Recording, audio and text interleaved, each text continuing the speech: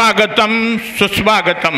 लातूर नगरीत परमपूज्य चैतन्य महाराजांचं सहर्ष स्वागत.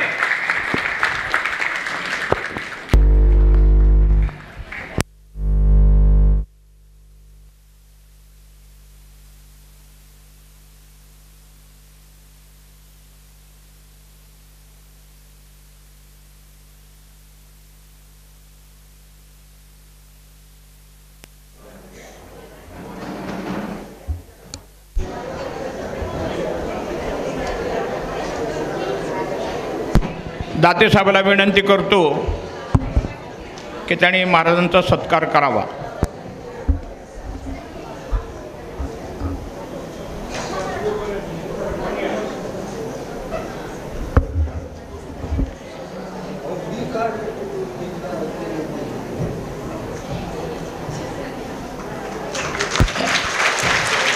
अशोकराव देशपांडेच्या सप्ताहाची घोषणा केली. केली बरं.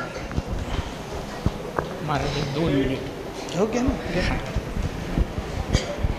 मी एकदा माझ्या नातूच्या वाढदिवसाला गेलो होतो आणि नातूने मला विचारलं की आजोबा म्हणले माझा वाढदिवस होतो, आईचा होतो, बाबाचा होतो, तुमचा होतो का नाही. म्हणून मी त्याला सांगितलं बाबा आम्ही आमचा वयाच्या माणसात सत्संगात आम्ही वाढदिवस साजरा करतो. सुदैवानं आज अशोकराव कुलकर्णींचा वाढदिवस नेमका आजच्या तारखेला आला आहे. त्यांचं भाग्य आहे. मी महाराजांना विनंती करतो की त्यांचा त्याने सत्कार करून शुभाशीर्वाद द्यावेत. या ना.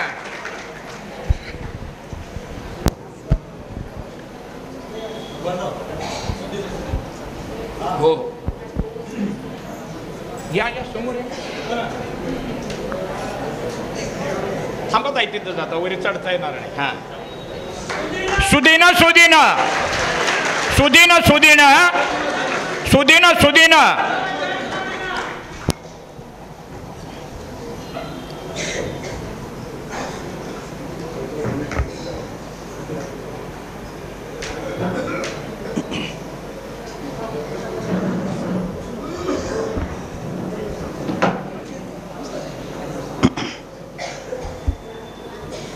हरे राम राम राम हरे हरे. हरे कृष्ण कृष्ण कृष्ण हरे हरे.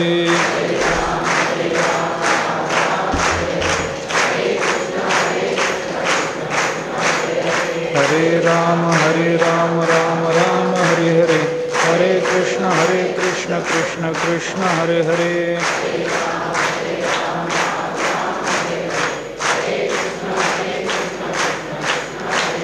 हरे राम राम राम हरे हरे.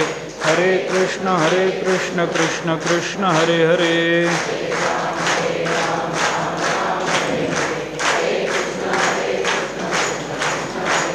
हरे राम राम राम हरे हरे. हरे कृष्ण कृष्ण कृष्ण हरे हरे.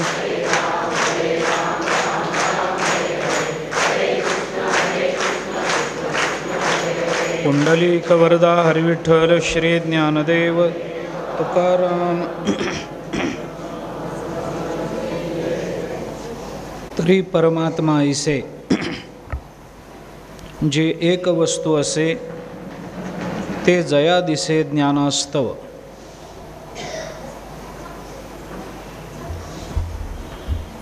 श्री चैतन्य सत्संग मंडळातर्फे आयोजित या प्रातिवार्षिक प्रवचनमालेच्या यावर्षीच्या द्वितीय सत्राला आपण आरंभ करतो आहोत. ज्ञानेश्वरीतल्या ज्ञानयोगाच्या संबंधानं काही विचार आपला चालू आहे.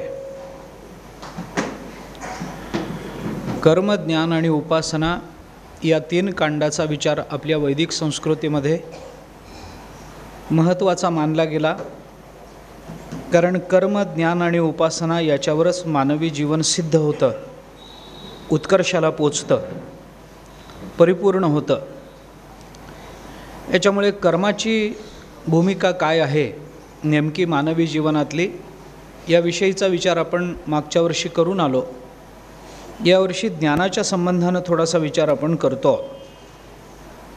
ज्ञानाची आवश्यकता मानवी जीवनामध्ये काय आहे याचा विचार काल थोडासा सांगितला आहे. ज्ञानेश्वर महाराजांनी ज्ञानाचा विचार करताना ज्ञानेश्वरीमध्ये ज्या भूमिका मांडलेल्या आहेत त्या संबंधामधला थोडासा विचार आता आपण करतो आहोत. काल त्याचा प्रारंभही आपण केलेला. नेमकं ज्ञान म्हणायचं कशाला? केवळ एखाद्या पदार्थाची जाणीव होणं, ज्ञायते अनेन इति वा ज्ञानम, एवढीच ज्ञानाची भूमिका मान्य आहे का? एवढ्यालाच ज्ञान म्हणायचं असेल तर घटपटाच्या ज्ञानाला सुद्धा ज्ञान म्हणावं लागेल. एवढ्यालाच जर ज्ञान म्हणायचं असेल तर समोर दिसणाऱ्या प्रत्येक पदार्थाच्या जाणीवेला ज्ञान म्हणावं लागेल.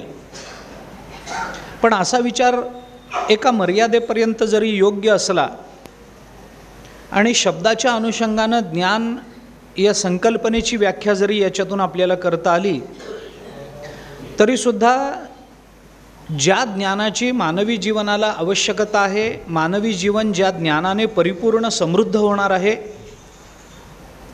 अशा ज्ञानाला मात्र आपल्याला त्या व्याख्येत बसवता येणार नाही.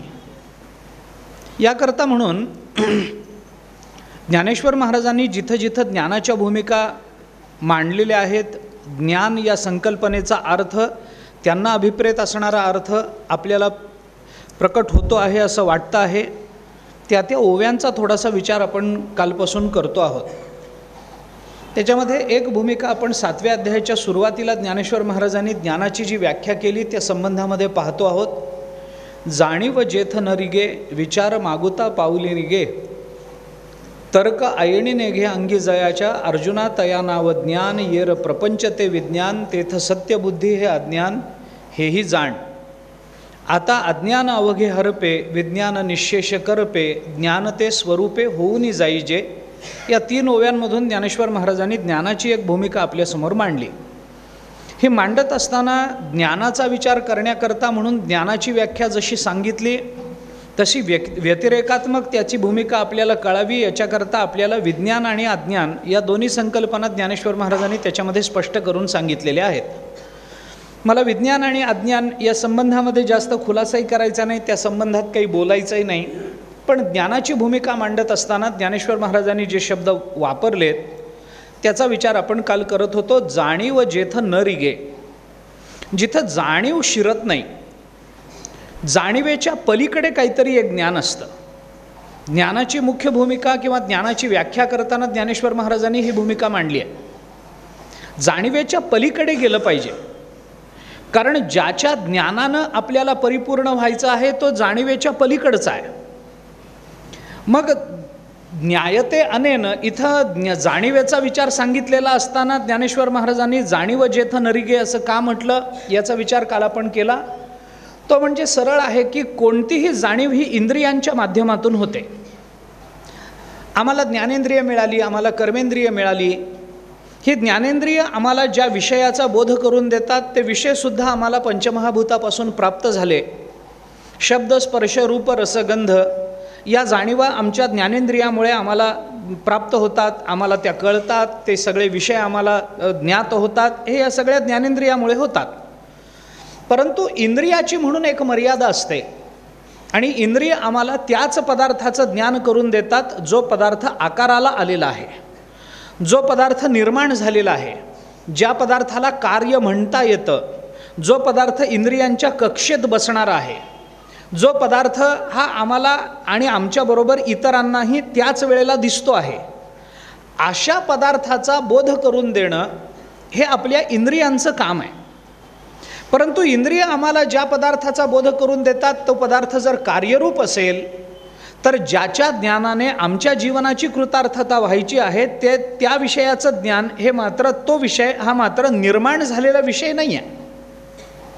आम्हाला गोडी ही आम्हाला जीभ जाणवून देते. एखाद्या पदार्थाची गोडी ही आम्हाला जिभेमुळे कळते, रसनेमुळे कळते, हे बरोबर आहे. ते आम्हाला त्याचा अनुभवही येतो. हे जरी खरं असलं तरी गोड पदार्थ आणि जीभ यांचा संयोग व्हावा तरच ते कळतं, नाहीतर कळत नाही. विषय आणि इंद्रियांच्या संयोगातूनच ते ज्ञान होतं. जर विषयाचा आणि इंद्रियांचा संयोग झाला नाही तर ते ज्ञान होणार नाही. याच्याकरता काल आपण त्या संबंधामध्ये थोडेसे खुलासे केलेलेही आहेत. मी या व्याख्येच्या थोडंसं पुढे जातो आहे. ज्ञानेश्वर महाराजांनी या सगळ्याचा विचार करताना एके ठिकाणी भगवत चिंतनाच्या संबंधाने बोलताना असं म्हटलं आहे की बाबा, मनाची नखी न लगे, बुद्धीची दृष्टी न रिगे, ते इंद्रिया किरजोगे काय होईल. जिथं मनाचं नख पोचू शकत नाही, जिथं बुद्धीची दृष्टी पोचू शकत नाही, ते इंद्रियांना कसं ग्रहण करता येईल. बुद्धी आणि मन यांची धाव बघितली तर मन हे सूक्ष्म आहे, जास्त सूक्ष्म आहे. बुद्धी ही त्याच्यापेक्षा जास्त सूक्ष्म आहे आणि इंद्रिय ही स्थूल आहेत. त्यामुळे स्थूल असणारी इंद्रिय ही स्थूल पदार्थाकडेच प्रवृत्त होणार. मन त्याच्या थोडंसं पुढे जाणार. एखादी वस्तू दिसल्यानंतर त्याची जाणीव हे आम्हाला आमची इंद्रिय करून देतील, परंतु त्या पदार्थाच्या उपस्थितीत पण त्या पदार्थाच्या अदृश्यमानतेमध्ये आमचं मन कदाचित आम्हाला त्याची जाणीव करून देतं. म्हणून आपण बऱ्याच वेळेला हे म्हणतो ना, इथं समोर नाही पण माझं मन मला सांगतं, हे माझ्या मनाला ते जाणवतं, मला असं वाटतं, असं जेव्हा आपण बोलतो तेव्हा हे काय आहे. वस्तू समोर नसली तरी तिची जाणीव होते ना, अंतःकरण तिची जाणीव करून देतं.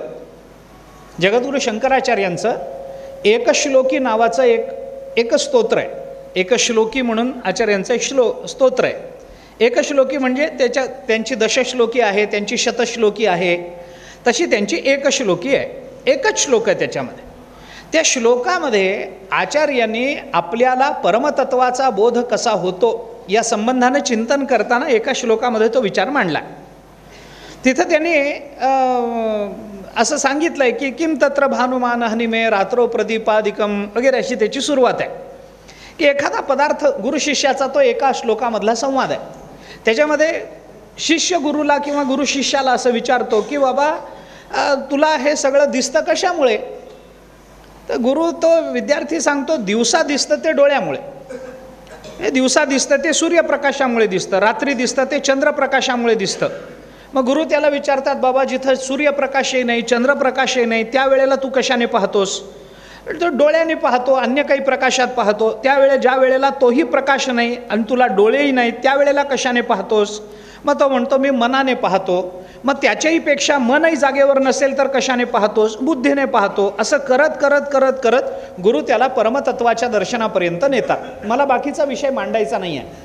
मला मुद्दा हा मांडायचा आहे की बुद्धी आणि मन हे सूक्ष्म असल्यामुळे पदार्थाच्या स्थूलतेच्या मागे लपलेली त्या पदार्थाची स्वरूपाची जी सूक्ष्मता असते तिथपर्यंत आपलं मन आपल्याला नेतं, आपली बुद्धी आपल्याला नेते. गोष्ट खरी आहे. बुद्धीनं परमात्मा कळतो हेही बरोबर आहे एका अर्थानं, कारण ज्ञानेश्वर महाराज बुद्धीची दृष्टी न रिगे असं म्हणतात. पण तेच ज्ञानेश्वर महाराज 5व्या अध्यायामध्ये भगवत दर्शनाचा विचार सांगताना असं सांगतात की बुद्धी निश्चये आत्मज्ञान, ब्रह्मरूप भावी आपण ब्रह्मनिष्ठा राखे पूर्ण, तत्परायण हरनिशी. हे ज्ञानेश्वर महाराजांचेच शब्द आहेत. दृश्यतेत वगैरे या बुद्ध्या सूक्ष्मया सूक्ष्मदर्शी भी उपनिषदाचे शब्द आहेत की अत्यंत सूक्ष्म असणारं ते परमतत्व कशानं दिसतं. दृश्यते तू अग्रया बुद्ध्या, जी अणकुचीदार झालेली बुद्धी आहे त्या बुद्धीनं ते परमतत्व, ते सूक्ष्म वस्तू आपल्याला कळते. विचार करून पहा काय होतं. समजा एखाद्या माणसाच्या हातातला एखादा कागद जमिनीवर पडला तर माणूस म्हणतो, अरे कागद पडला, उचला. कागद मनुष्य उचलतो, पण त्याला शोधावं लागत नाही. पण एखाद्या माणसाच्या हातातली बारीक सुई किंवा टाचणी जमिनीवर पडली तर मग मात्र ती साध्या डोळ्यांनी पटकन आपल्याला ग्रहण करता येत नाही. मग काय, खाली बसावं लागतं, बारीक दृष्टीनं बघावं लागतं, दृष्टी अणकुचीदार करावी लागते, तेव्हा सूक्ष्म वस्तू आपल्याला कळते. तसं परमात्मा हा सगळ्यात सूक्ष्म आहे. सूक्ष्मत्वात तदविज्ञेयम दूरस्थम चांतिके चतत, गीतेतच आलेला विचार आहे. गीता आपल्याला बोलते परमात्मा अत्यंत सूक्ष्म आहे कारण तो अत्यंत व्यापक आहे. आता हे जरा अलीकडच्या भौतिकशास्त्राला पटेल न पटेल मला माहिती नाही, परंतु वेदांताचा हा नियम आहे आणि आपल्यालाही हे जाणवेल कदाचित थोडासा विचार केला तर. जे व्यापक असतं तेच सूक्ष्म असतं. कदाचित व्यापकता आणि सूक्ष्मता या दोन्हीमध्ये अर्थाचा भेद आहे किंवा त्याच्या आकाराचा भेद आहे असं आम्हाला वाटतं. व्यापक म्हणजे मोठं आणि सूक्ष्म म्हणजे लहान. पण वेदांत म्हणतो असं नाही. जे व्यापक असतं तेच सगळ्यात सूक्ष्म असतं. हवा व्यापक आहे म्हणून सूक्ष्म आहे, आकाश व्यापक आहे म्हणून सूक्ष्म आहे. सगळीकडे आकाश आहे. का आकाश सगळीकडे आहे? कारण व्यापक आहे म्हणून. मग सगळीकडे आहे तर डोळ्याला का दिसत नाही? सूक्ष्म आहे म्हणून. हेच त्याचं उत्तर आहे. जे जे व्यापक असतं ते ते सूक्ष्म असतं. असा विचार जर आपण केला तर परमात्मा व्यापक आहे म्हणून परमात्मा अत्यंत सूक्ष्म आहे. मग तो जर सूक्ष्म असेल तर साध्या डोळ्यांनी दिसणार नाही. मग काय करा? दृश्यते तू अग्रया बुद्ध्या, अत्यंत बारकाईच्या बुद्धीनं, अत्यंत सूक्ष्म बुद्धीनं त्याला बघितलं पाहिजे, तर तो परमात्मा कळतो. सगळीकडे भरलेला आहे पण तो बुद्धीनं कळतो, ही गोष्ट खरी आहे. बुद्धी निश्चये आत्मज्ञान, हे खरं आहे, अगदी बरोबर आहे. बुद्ध्या विशुद्धया युक्तो धृत्यात्मानं नियम्य च शब्दादीन विषयांस त्यक्त्वा रागद्वेषव्युदस्य च. 18व्या अध्यायामध्ये क्रमयोगाचा विचार सांगताना भगवान हे बोलून आलेत. बाबा तिथं बुद्धी पाहिजे, बुद्धी चांगली पाहिजे, सूक्ष्म बुद्धी पाहिजे, बारीक बघणारी बुद्धी पाहिजे. त्या बुद्धीला अग्र निर्माण झालेलं पाहिजे. अग्र निर्माण झालेलं पाहिजे म्हणजे काय? म्हणजे त्या बुद्धीला फक्त एकच आलंबन माहिती असलं पाहिजे, तरच त्या बुद्धीनं परमात्मा कळतो. काय आहे? ज्ञानेश्वर महाराजांनी 18व्या अध्यायामध्ये याचं चिंतन केलं आहे. पण मी सगळ्याच ओव्या सांगण्यापेक्षा त्याचा थोडासा भाव सांगतो म्हणजे पटकन कळेल. ज्ञानेश्वर महाराज असं म्हणतात की कोणत्या बुद्धीला परमात्मा कळतो? सगळ्या बुद्धीला कळत नाही. मग ज्याची बुद्धी परमात्म्याची पतिव्रता झालेली आहे त्याच बुद्धीला परमात्मा कळतो. हे सोपं आहे, हे कळायला सोपं आहे. ज्याची बुद्धी परमात्म्याची पतिव्रता झालेली आहे त्याच बुद्धीला परमात्मा कळतो. आहे सर्वत्र, कळतो बुद्धीलाच. आमचे आजोबा एक उदाहरण सांगत असत, आठवलं म्हणून सांगतो. काय ते गाय आहे, गाय. गाईमध्ये दूध आहे की नाही? आहे. गाय दूध देते की नाही? देते. गाईमध्ये दूध आहे, मान्य आहे. पण गाईमध्ये दूध आहे म्हटल्यानंतर गाईच्या तोंडातून एखादा पाईप टाकून तो जर बाहेरून असा ओढून घेतला तर दूध मिळतं काय? दुसऱ्याच्या टाकीतलं पेट्रोल ओढल्यासारखं. असं असं असं काही एखादा पाईपमध्ये टाकून त्याच्याने जर बाहेरून आपण ओढून घेतलं तर दूध येतं का? येत नाही. समजा कानातून काही टाकलं आणि बाहेर काढण्याचा प्रयत्न केला तर दूध मिळतं का? मिळत नाही. समजा त्या गाईच्या शेपटीचं दोहन केलं तर दूध मिळतं का? मिळत नाही. मग गाईच्या जिभेचं दोहन केलं तर जिभेतून दूध मिळतं का? मिळत नाही. गाईमध्ये दूध आहे हे बरोबर, पण मग ते जर मिळवायचं असेल, काढायचं असेल तर कसं काढावं लागतं? कुठून येतं? ते शेपटीतून येत नाही, ते तिच्या जिभेतून येत नाही, कानातून येत नाही, तोंडातनं येत नाही. मग ते येतं कुठून? ते सडातूनच घ्यावं लागतं. दुसरा कुठलाही मार्ग उपलब्ध नाही. गाईमध्ये दूध आहे पण तो येतं फक्त सडातूनच. तसं सर्वत्र परमात्मा भरून आहे पण कळतो तो फक्त बुद्धीनंच. परमात्मा बुद्धीनंच कळतो, ही गोष्ट खरी आहे, त्याच्याबद्दल वाद नाही. पण कोणत्या बुद्धीनं? म्हणजे एकीकडे दृश्यतेत वगैरे या बुद्ध्या यासारख्या उपनिषदाची किंवा यासारखी उपनिषदाची प्रमाणं, एका बाजूला बुद्धी निश्चये आत्मज्ञान असं ज्ञानोबारायांचं प्रमाण, आणि दुसरीकडे तेच ज्ञानोबाराय म्हणतात मनाची नखी न लगे बुद्धीची दृष्टी न रिगे. त्या परमात्म्यापर्यंत बुद्धीची दृष्टी पोचू शकत नाही. म्हणजे काय? याचा सरळ अर्थ असा आहे की, म्हणून मी एक वाक्य बोलून आलो ते पुन्हा एकदा मी आपल्याला सांगतो. बुद्धीनं परमात्मा कळतो, पण कोणत्या बुद्धीनं कळतो? सगळ्या बुद्धीनं कळत नाही. म्हणून बुद्ध्या विशुद्धया युक्तो हे पहिल्यांदा आपल्याला गीतेने सांगितलं. बुद्धी विशुद्ध असेल तर. म्हणून मग बुद्धीचे दोन प्रकार दुसऱ्या अध्यायामध्ये भगवंतांनी केलेत की बाबा एक बुद्धी कशी अव्यवसायात्मिका आहे, एक व्यवसायात्मिका बुद्धी कशी आहे. व्यवसायात्मिका बुद्धी एकेह कुरुनंदन बहुशाखा यनंताश्च बुद्धयो अव्यवसायीनाम यासारख्या श्लोकातून आपल्याला बुद्धीचं हे कळतं. तुकाराम महाराजांनी एका अभंगामध्ये म्हटलं आहे,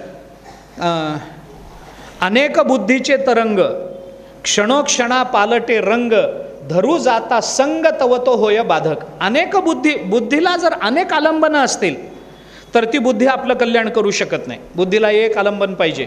मग ते एक कसं होईल? मग त्या बुद्धीत असणारे बाकीचं सगळं धुतलं पाहिजे. मग ते कसं काढलं पाहिजे?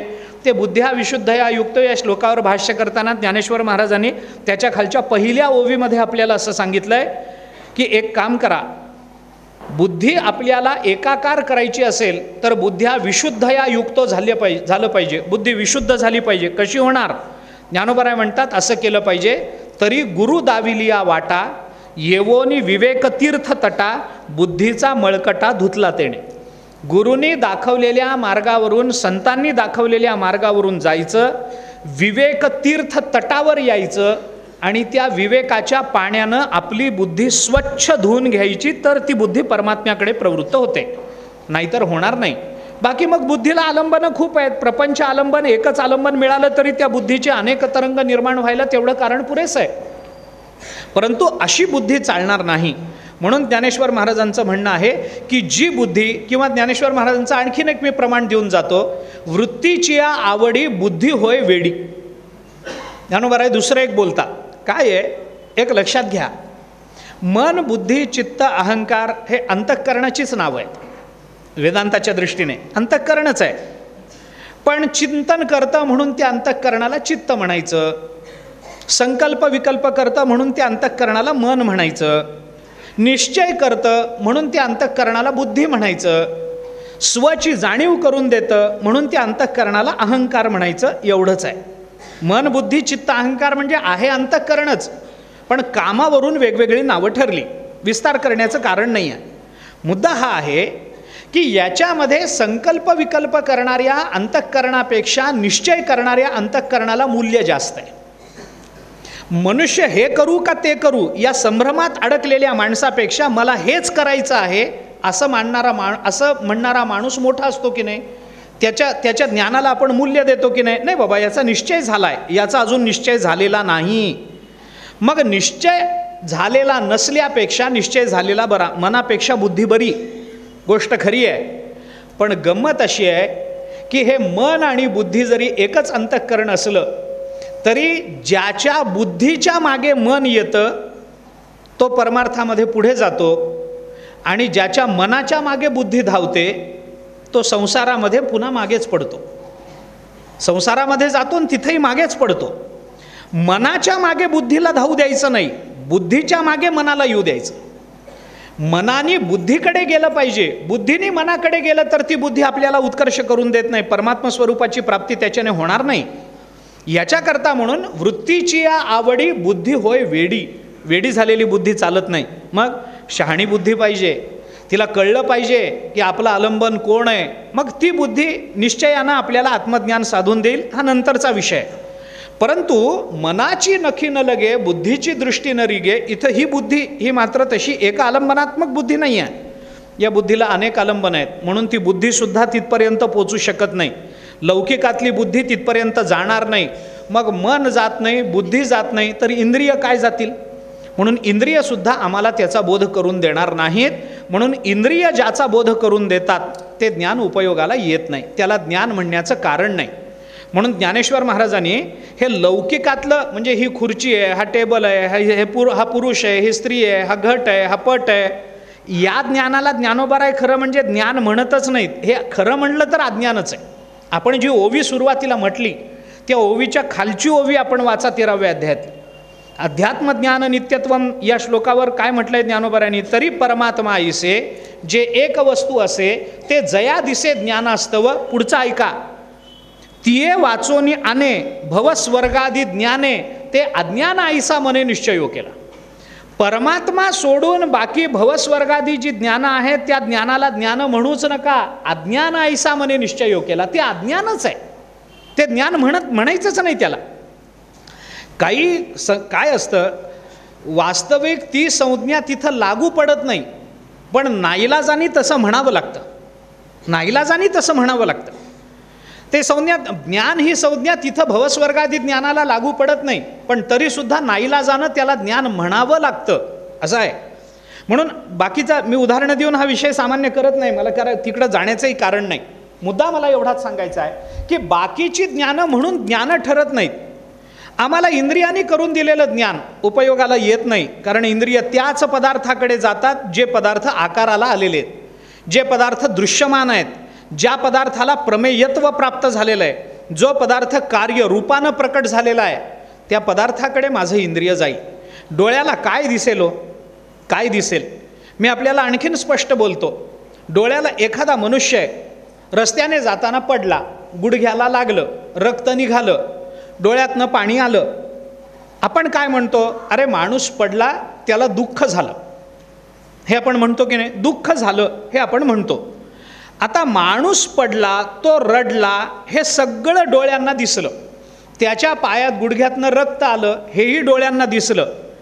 पण हे झालं म्हणून त्याला जे दुःख झालं असं आपण म्हणतो, ते दुःख डोळ्याला दिसलं काय?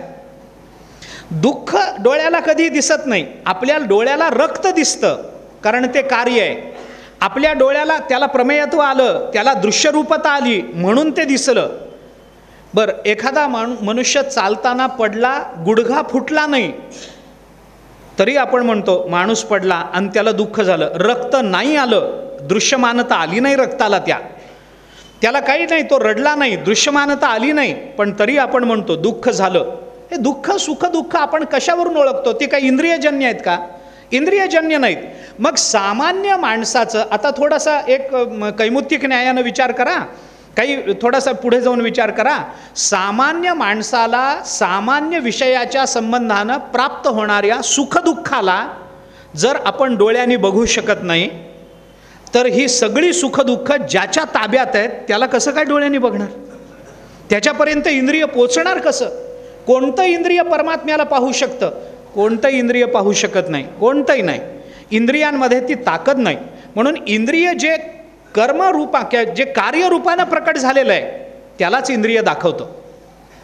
हे घड्याळ आहे, दाखवलं, कार्य आहे कशाचं तरी, ते कार्य आहे. हा माणूस आहे, कार्यरूपा नाही, देह आहे त्याला.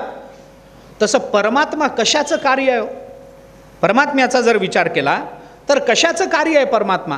परमात्मा कशाचंही कार्य नाही. आपण पहा, जे कार्य ना कारण, जे जया दुजे ना एकपण, आपण पे जे जाण आपणची. स्वसंवेद्यता आत्मस्वरूपाची इथं ज्ञानोबराय बोलतात आहे. थोडा याचा विचार करा. ही स्वसंवेद्यता सांगितली गेली. काय स्वसंवेद्यता, कशी सांगितली गेली? ज्ञानोबराय म्हणतात, आपण या जे जाण आपणची, आपणच आपल्याला जाणायचं आहे, हेच ज्ञान आहे. ज्ञानाची ही अजून एक व्याख्या म्हणा. परमात्मा स्वरूपाच्या ठिकाणी कार्यरूपता नाही आणि कशाचं कारणही परमात्मा नाही. आता हे वेदांताचं चिंतन आहे, थोडंसं अवघड जाईल.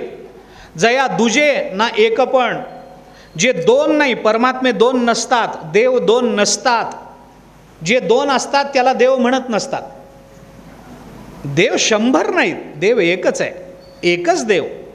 पण एक आहे हे म्हणणं सुद्धा बरोबर नाही. जया दुजे ना एकपण, ज्याला एक सुद्धा म्हणता येत नाही, तो आहे एकच, पण त्याला एक सुद्धा म्हणता येत नाही अशा वाचेच्याही तो पलीकडचा आहे. परमात्मा किती आहेत? एक आहे. एक आहे म्हटलं तरी सुद्धा चुकलं. एक आहे हे म्हणलं तरी सुद्धा चुकलं. त्याला एक सुद्धा, कारण का? आपल्याला दोन माहिती आहे म्हणून त्याला नाईलाजानं एक म्हणावं लागतं, नाही तर म्हणायचं कारणच नाही. जगात आकाश किती आहेत? आता हा प्रश्न किती अवघड आहे. जगामध्ये आकाश किती आहेत? कोण म्हणतंय एक आहे म्हणून? कोण म्हणतंय एक आहे? अरे ज्याच्या बाबतीत दुसरेपणाचा विचारच नाही, त्याच्या बाबतीत एकपणाचा विचार असेल कसा? जाऊ दे, हे सगळं सोडून द्या. मी सोपं बोलतो. एक आहे हे खरं आहे, पण तरी एक आहे असं म्हणता येत नाही. आकाशाला एक म्हणता येत नाही, एकच आहे, त्याच्याशिवाय काही नाहीच आहे. तर काय? बरं, दुसरं सांगतो. आपल्या घरी पाहुणे आले, नवीन आहेत, पहिल्यांदा आले, आपला परिचय, घरच्यांचा परिचय नाही. माणूस परिचय करून देतो, हा माझा मोठा मुलगा, हा धाकटा मुलगा, ही माझी मुलगी, काहीतरी परिचय करून देतो. हा परिचय करून देताना, पत्नीचा परिचय करून देताना जर माणूस असं म्हणाला, ही माझी एक पत्नी,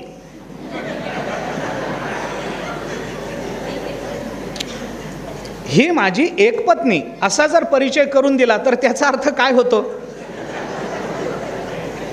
त्याचा अर्थ, बरं किती बायका आहेत? एकच आहे ना. मग एक असून सुद्धा तिला एक म्हणणं हा जसा तिचा अपमान असतो, तसं परमात्मा एक असून त्याला एक म्हणणं हा सुद्धा त्याचा अपमान आहे. लक्षात ठेवा. पत्नी एकच आहे, बायको एकच आहे, गोष्ट खरी आहे, पण एक असून तिला एक म्हणणं हा तिचा अपमान आहे की नाही? ही माझी एक बायको म्हणजे काय? दुसरी, तिसरी, चौथी कुठेतरी ठेवलेली असा त्याचा अर्थ होईल की नाही? हो, विनाकारण, विनाकारण अर्थ होईल. एकच आहे ना, ती एकच आहे, पण एक असून तिला एक म्हणणं बरोबर नसतं. एक असूनही एक म्हणणं हा अपमान असू शकतो. असू शकतो नाही, असतोच. असू शकतो काय? असतोच. अपमानच आहे तो तिचा. ही माझी एक बायको म्हणणार, काय शहाण्याचं लक्षण आहे काय? नाही, तो तिचा अपमान आहे. तसं परमात्मा एकच आहे. मग एक म्हणण्यामध्ये दोष काय आहे?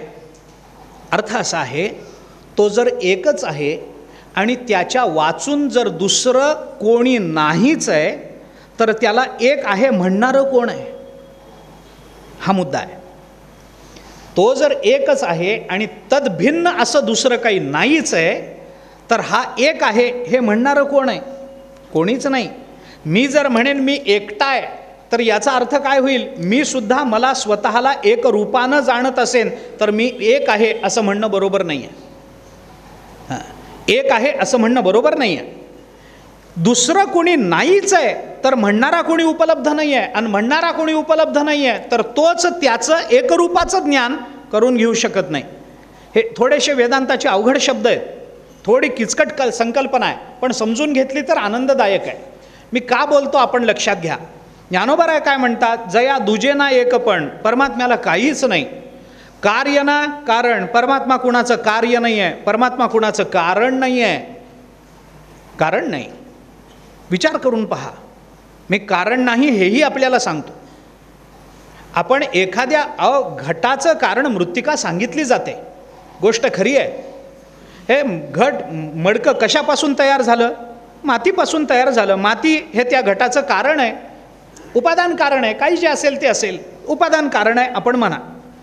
माती हे घटाचं, मृत्तिका हे घटाचं उपादान कारण आहे, गोष्ट खरी. परंतु हे आपण म्हणतो आहोत. तुम्ही मातीला विचारून पहा, तू घटाचं कारण आहेस का? ती म्हणते घट म्हणजे काय हेच मला माहिती नाही. कारण का? घट म्हणजे काय? मीच आहे. फक्त त्याला वेगळा आकार तुम्ही दिलाय, वेगळं नाव तुम्ही दिलंय, म्हणून तुम्ही त्याला घट म्हणताय. मला माहीत नाही, मी वेगळ्या आकाराला गेलेली नाही आहे, मी वेगळ्या नावाला प्राप्त झालेली नाही, मी मातीच आहे. घट म्हणजे दुसरं काय आहे? मातीच आहे ना, मातीच आहे. आपण पाण्यावर तरंग उत्पन्न होतो, म्हणून तरंग हे झालं कार्य आणि पाणी हे झालं त्याचं कारण, गोष्ट खरी आहे. पण ती निर्माण झालेला तरंग पाण्याचं कार्य आहे, म्हणून पाणी हे तरंगाचं कारण ठरलं. हे तुमच्या माझ्याकरता पाण्याला विचारून पहा, तुम्ही तरंगाचं कारण आहात का? पाणी म्हणतो तरंग म्हणजे काय? माझ्यापासून काही तरंग वेगळा आहे का, म्हणून मी तरंगाला वेगळं संबोधू? कार्यकारण भावसंबंध त्याच्यामध्ये लावता येईल? असं लावता येत नाही. ते आपल्या सोयीकरता म्हणून कार्यकारण भाव लावले जातात. वेदांताची भूमिका अशी आहे. म्हणून परमात्मा कुणाचं कार्य नाही, परमात्मा कशाचं कारण नाही, परमात्मा एक नाही, परमात्मा दोन नाही. मग अशा परमात्म्याला इंद्रिय कशी जाणतील हा मुद्दा आहे. म्हणून इंद्रियांच्या बाबतीमध्ये किंवा इंद्रियांच्या माध्यमातून परमात्म्याला जाणलं जाऊ शकत नाही. हे कशाकरता सांगतो? ज्ञानाची व्याख्या करताना ज्ञानोबा पहिल्यांदा असं बोलले, जाणीव जेथ न रिगे. जिथं जाणीव शिरत नाही त्याला ज्ञान म्हणा. हे ज्ञानाचं एक अंग झालं. पुढं बोलताना ज्ञानेश्वर महाराजांनी असं म्हटलं की विचार मागुता पाऊली निघे. विचारसुद्धा तिथपर्यंत पोचत नाही. विचार मागुता पाऊली निघे. आपण म्हणतो ना, एखाद्या माणसा त्याने काढता पाय घेतला, मागच्याच दारानं ते पसार झाले, मागच्या मागे निघून गेले, असं आपण म्हणतो की नाही एखाद्या माणसाच्या संबंधामध्ये. तसं परमात्म्याला जाणण्याकरता विचार प्रवृत्त झाला होता, पण विचार मागुता पाऊली निघे. विचार मागच्या मागे निघून गेला का? कारण विचारानं परमात्मा प्राप्त होत नाही. आता हेही थोडंसं अवघडच आहे, हेही अवघडच आहे. मग विचार करायचा कशा करता? विचार करायचा कशा करता? आता ह्याचं उत्तर देऊन जातो, फार विस्तार करत नाही याचा. कारण काय आहे, विचारानं परमात्मा प्राप्त होत नाही हे कळल्यावर माणसं विचार करायचं सोडून देतील, म्हणून मी जास्त रमत नाही याच्यामध्ये. थोडक्यामध्ये सांगतो. वेदांताचं फार सुंदर सूत्र आहे. आपल्या ऋषीमुनींनी कोणत्या पद्धतीनं विचार केलेला आहे काय आहे? आपण ग्रंथ वाचतो, बऱ्याच वेळेला वेदांताच्या प्रक्रियाही सोडवतो. या सोडवण्यामध्ये, या वाचण्यामध्ये आपल्याला काही बोध होतो. हे जरी खरं असलं तरी ग्रंथांचं चिंतन हे केवळ तेवढ्या बोधाकरता करावं असं नसतं. आपण भाष्य ग्रंथ वाचा, आपण ज्ञानेश्वरी वाचा, आपण गाथा वाचा, आपण दासबोध वाचा. काय आहे, याच्यामध्ये त्या समासामध्ये समर्थांनी आपल्याला काय सांगितलं आहे आणि त्याच्यातून आपल्याला काय कळलेलं आहे हा भाग वेगळा ठेवा. मी थोडं वेगळं बोलतो, विषयांतर होईल पण बोलतो. ज्ञानेश्वरीचा एखादा अध्याय, एखाद्या श्लोकावरचं विवरण वाचल्यानंतर त्या श्लोकाचा कोणता अर्थ आपल्याला कळला हा विषय वेगळा ठेवा. हे तर गृहीतच आहे की आपल्याला कळावं म्हणून आपण वाचतो, पण मुद्दा हा आहे की तो समास वाचताना समर्थांनी त्या समासामध्ये आपल्याला काय सांगितलेलं आहे याच्यापेक्षा समर्थांनी त्या विषयाचा विचार कसा केलेला आहे हे शोधणं फार चांगलं आनंददायी असतं. की संतांची या विषयाकडे बघण्याची दृष्टी कशी असते, त्यांनी त्या दृष्टीतून काय सांगितलं हा भाग वेगळा ठेवा. मी पुन्हा सांगतो. धृतराष्ट्र उवाच धर्मक्षेत्रे कुरुक्षेत्रे समवेता युत्सवा या श्लोकावर ज्ञानेश्वर महाराजांच्या 3च ओव्या आहेत. या 3 ओव्या वाचल्यानंतर ज्ञानेश्वर महाराजांना याच्यातला मामकाहा हा शब्द खटकला, म्हणून ज्ञानेश्वर महाराजांनी पहिल्या प्रथम धृतराष्ट्राच्या अंतःकरणामध्ये असणाऱ्या ममत्वावर घाव घातला. हे जरी सगळं खरं असलं तरीसुद्धा श्लोकामधल्या केवळ ममत्वाकडे बघण्याची ज्ञानेश्वर महाराजांची भूमिका कशी आहे हे शोधणं हे जास्त आनंददायी आहे. संत विचार कोणत्या पद्धतीनं करतात, विचारवंतांची विचाराची दिशा कोणती असते, त्यांना नेमकं त्या सगळ्या प्रकरणातलं काय उचलावं वाटतं, कोणती विशिष्ट भूमिका अधोरेखित करावी वाटते, याचा शोध घेणं आणि याचा अभ्यास करणं हे त्या ग्रंथात प्रतिपादित झालेल्या विषयाच्या बरोबरीनं आपल्याला आनंद देत असतं. तोही विचार वाचताना केला पाहिजे. मी का बोलतो, विचार केला पाहिजे ही गोष्ट खरी आहे, पण ज्ञानोबराय म्हणतात त्या ज्ञानाच्या संबंधानं विचार मागुता पाऊली निघे. विचार केला पाहिजे. विचार करा. कारण का, आपण माणूस आहोत म्हणून विचार करा. इतर प्राण्यांना देवाने ही शक्ती दिली नाही. विचार करायला जी बुद्धी लागते ती बुद्धी देवानी सगळ्या प्राण्यांना कुठे दिली हो? सगळे प्राणी थोडेच बुद्धिमान आहेत? नाही, फक्त माणूस हा बुद्धिमान आहे म्हणून तो इतर प्राण्यांना वापरू शकतो. आपलं स्वतःचं जीवन तो उत्कर्षाप्रत नेऊ शकतो. प्राप्त झालेल्या पदार्थांपेक्षा अप्राप्त पदार्थांची लालसा अंतःकरणामध्ये ठेवून आपल्या जीवनामध्ये अप्राप्ताचीही प्राप्ती करून घेण्याचं सामर्थ्य भगवंतानी बुद्धीच्या रूपानं माणसाला दिलेलं आहे. हे आपल्यापैकी कोणी नाकारणार नाही. माणूस म्हटलं की त्याला बुद्धी आहे. बुद्धिहीन माणूस मला दाखवा तुम्ही. वेडा माणूस सुद्धा बुद्धिहीन नसतो. त्याच्या बुद्धीची आलंबनं चुकीची असतात म्हणून त्याला वेडं ठरवलं जातं. वेडा माणूस सुद्धा बुद्धिहीन नाही आहे. कोण बुद्धिहीन आहे सांगा मला. बुद्धी नाही असं कोण आहे? मी जाहीर विचारतो ना, इथं बुद्धी नाही असं कोण आहे? हात वर करा. ज्याला बुद्धी नाही असं कोण आहे? हात वर करा. कोण करेल? कोणी करणार नाही. का करणार नाही? त्याचं कारणच हे आहे की ज्याला बुद्धी नाही त्यांनी हात वर करा. हे ऐकल्यानंतर आपल्याला बुद्धी नाही म्हणून आपण हात वर केला पाहिजे एवढी तरी बुद्धी त्याला असेलच की नाही? ही तरी बुद्धी त्याच्या ठिकाणी आहे हे मान्य करावं लागेल की नाही? बुद्धी कुणाला नाही हात वर करा. एखाद्याने खरंच केला, विनयानं केला, काही असेल, खरंच हात वर केला तर त्याचा अर्थ आपल्याला हे सांगितलेलं आहे म्हणून आता आपण हात वर केला पाहिजे ही बुद्धी तरी त्याच्या ठिकाणी मान्य करावी लागेल आपल्याला. मग बुद्धिहीन कोण आहे जगतामध्ये? कोणाच्याही ठिकाणी बुद्धी नसते असं नाही आहे. सर्व माणसांच्या ठिकाणी देवाने माणसाला अतिशय सुंदर भेट दिली, ती म्हणजे आपली बुद्धी आहे. याच्यापेक्षा सुंदर भेटवस्तू आपल्याला जगतामध्ये दुसरी मिळणार नाही. सोन्याचे हार मिळतील, हिऱ्याचे हार मिळतील, अमुक मिळेल, तमुक मिळेल, साड्या मिळतील, कपडे मिळतील, काय कुठं पुरस्कार मिळतील, पण देवाने दिलेली सर्वोत्तम भेट म्हणजे आपल्याला बुद्धी आहे. आपण वापरत नाही हा भाग वेगळा, पण दिली आहे हे मात्र आपण नाकारू शकत नाही. आपल्याला वापरता येत नाही असं मी म्हणत नाही, आपण वापरत नाही असं मी म्हणतो. वापरता येते. नोटाबंदीत कशी वापरली? तिथं चालली, इथं ठेवू का तिथं ठेवू का, अमुक करू का तमुक करू, सगळं चाललं तिथं, ते बरं वापरता आलं. इथंच का वापरता येत नाही ती अडचण. ज्ञानेश्वरी वाचतानाच का नाही वापरता येत? मग हरिपाठ म्हणताना का नाही वापरता येत?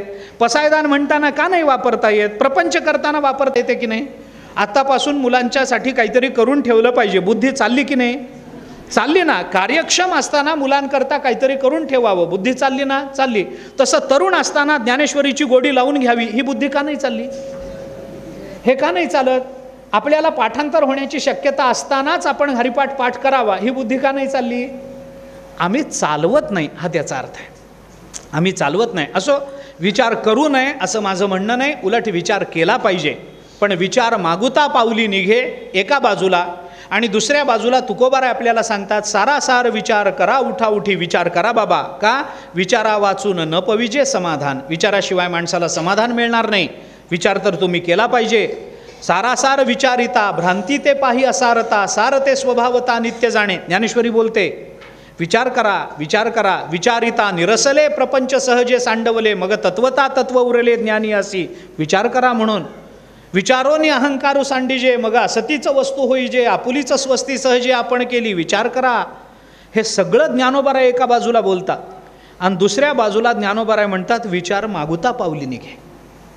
विचार करा. हे खरं आहे, माणसाने विचार केला पाहिजे. विचाराशिवाय जीवनामध्ये समाधान नाही. विचाराशिवाय आपलं मनुष्यत्व सिद्ध होणार नाही. हे सगळं खरं आहे. कितीतरी प्रमाणं आपल्याला देता येतील की माणसाने विचार केला पाहिजे. योग वासिष्ठाने एके ठिकाणी असं म्हटलं आहे की वरम कर्दम भेकत्वम मलकीटकता वरम वरम अंधगुहाहित्वम न नरस्या विचारिता. योग वासिष्ठ बोलतं, माणसाने एक वेळ चिखलातला बेडूक व्हावं, एक वेळ विष्ठेतला किडा व्हावं, एक वेळ अंधाऱ्या गुहेतला आंधळा सर्प व्हावं, हे चांगलं आहे. पण माणूस म्हणून जन्माला येऊन विचार न करणं हे चांगलं नाही आहे. योग वासिष्ठ बोलतं, माणूस म्हणून जन्माला आलो ना, मग आपण विचार केला पाहिजे. आपण काय जनावर आहोत की माणूस म्हणून जन्माला यायचं आणि विचार करायचं नाही? असं नाही. आपण माणूस आहोत, आपण विचार केला पाहिजे. विचार करा विचार करा. सगळेच ग्रंथ आपल्याला सांगतात. योग वासिष्ठानेच एके ठिकाणी म्हटलं आहे, दीर्घ संसार रोगस्य विचारोही महौषधम. योग वासिष्ठ म्हणतं, या अत्यंत जुनाट असणाऱ्या संसार नावाच्या रोगावर एकच औषध आहे, तो म्हणजे विचार. बाकीचे सगळे रोग या रोगाच्या अंतर्गत येतात. सगळे रोग या रोगाच्या अंतर्गत येतात. हा भवरोग नावाचा रोग आला की मग बाकीचे सगळे रोग लागत राहतात. मग ते सुरूच होतं. बाकी मग शरीर दुःखाचे कोठार, शरीर रोगाचे भांडार, शरीर दुर्गंधीची थार, नाही अपवित्र शरीराचे, हे सगळं सुरूच होतं त्याच्या मागे. भवरोग हा सगळ्यात मोठा रोग आहे.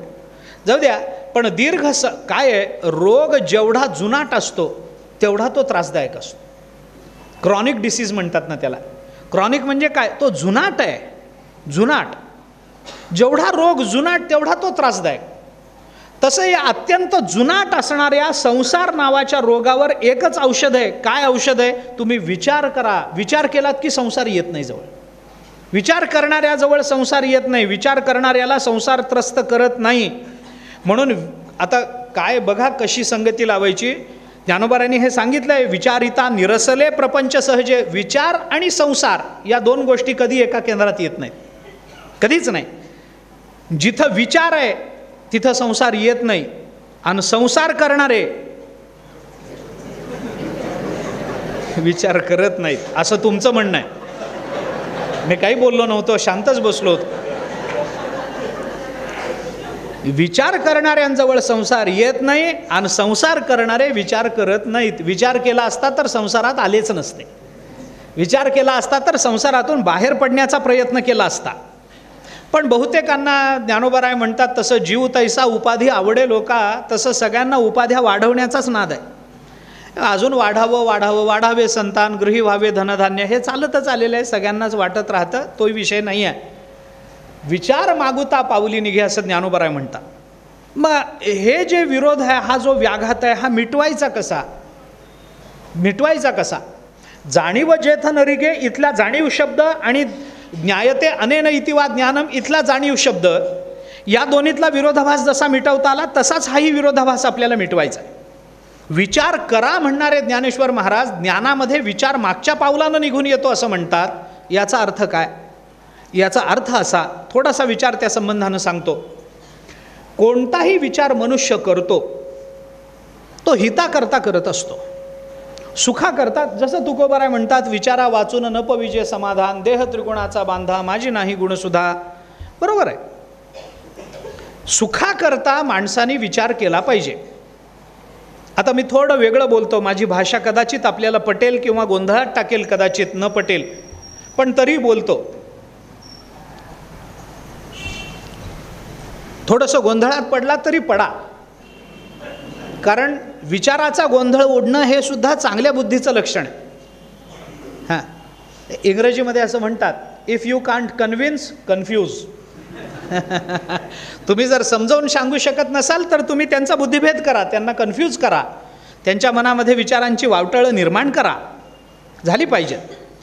आता मी एक वाक्य बोलतो आपल्याला, एक सरळ विचार सांगतो.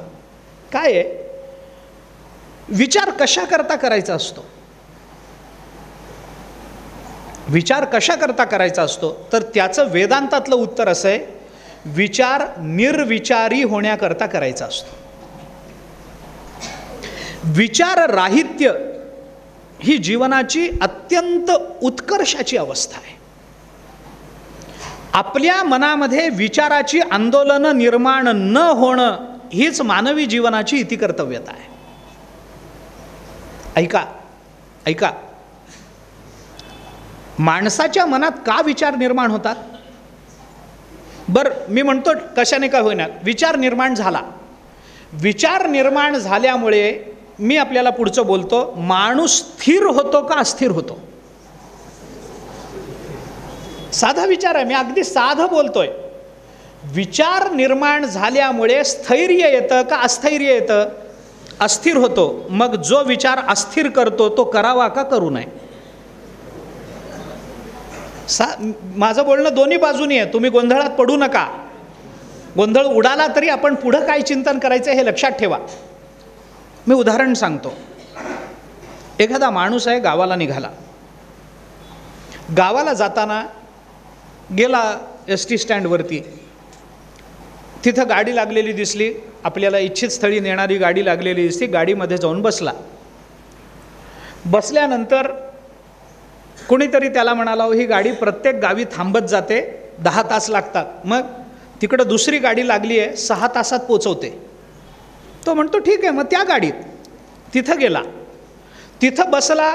कुणीतरी तिथं सांगितलं, ही गाडी 6 तास घेते, 4 ठिकाणी थांबते, ती जेवायलाच थांबतात, त्याच्यापेक्षा रेल्वे 4 तासातच नेते, रेल्वेत जाऊ. रेल्वेमध्ये जाऊन बसला.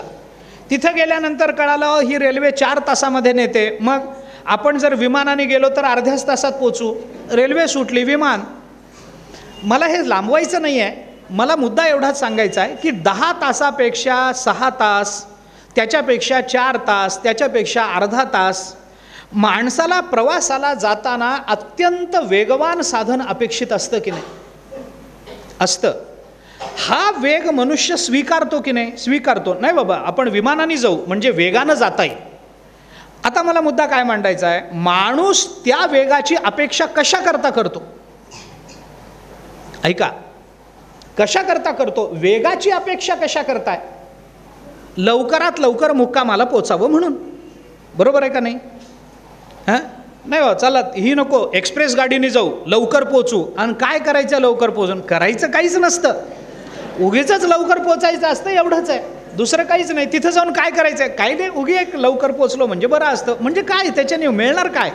काही नाही, पण लवकर पोचायचं असतं. माणसाला मुक्कामाची फार घाई असते. काय मानसशास्त्र आहे देवजाण, परंतु मुक्कामाची घाई आहे. घरून निघालं ना की कधी एकदा इथं येऊ, कधी एकदा त्या गावाला जाऊ. मग आता माहिती असतं की ही गाडी 6 तास लागणारच आहेत असे ना तसे, तरी घड्याळ बघत राहतो. तरीसुद्धा मग लवकर अजून जातच नाही आहे. 6 तास म्हणजे फार झालं, अमुक झालं, तमुक झालं, हे असंच असतं.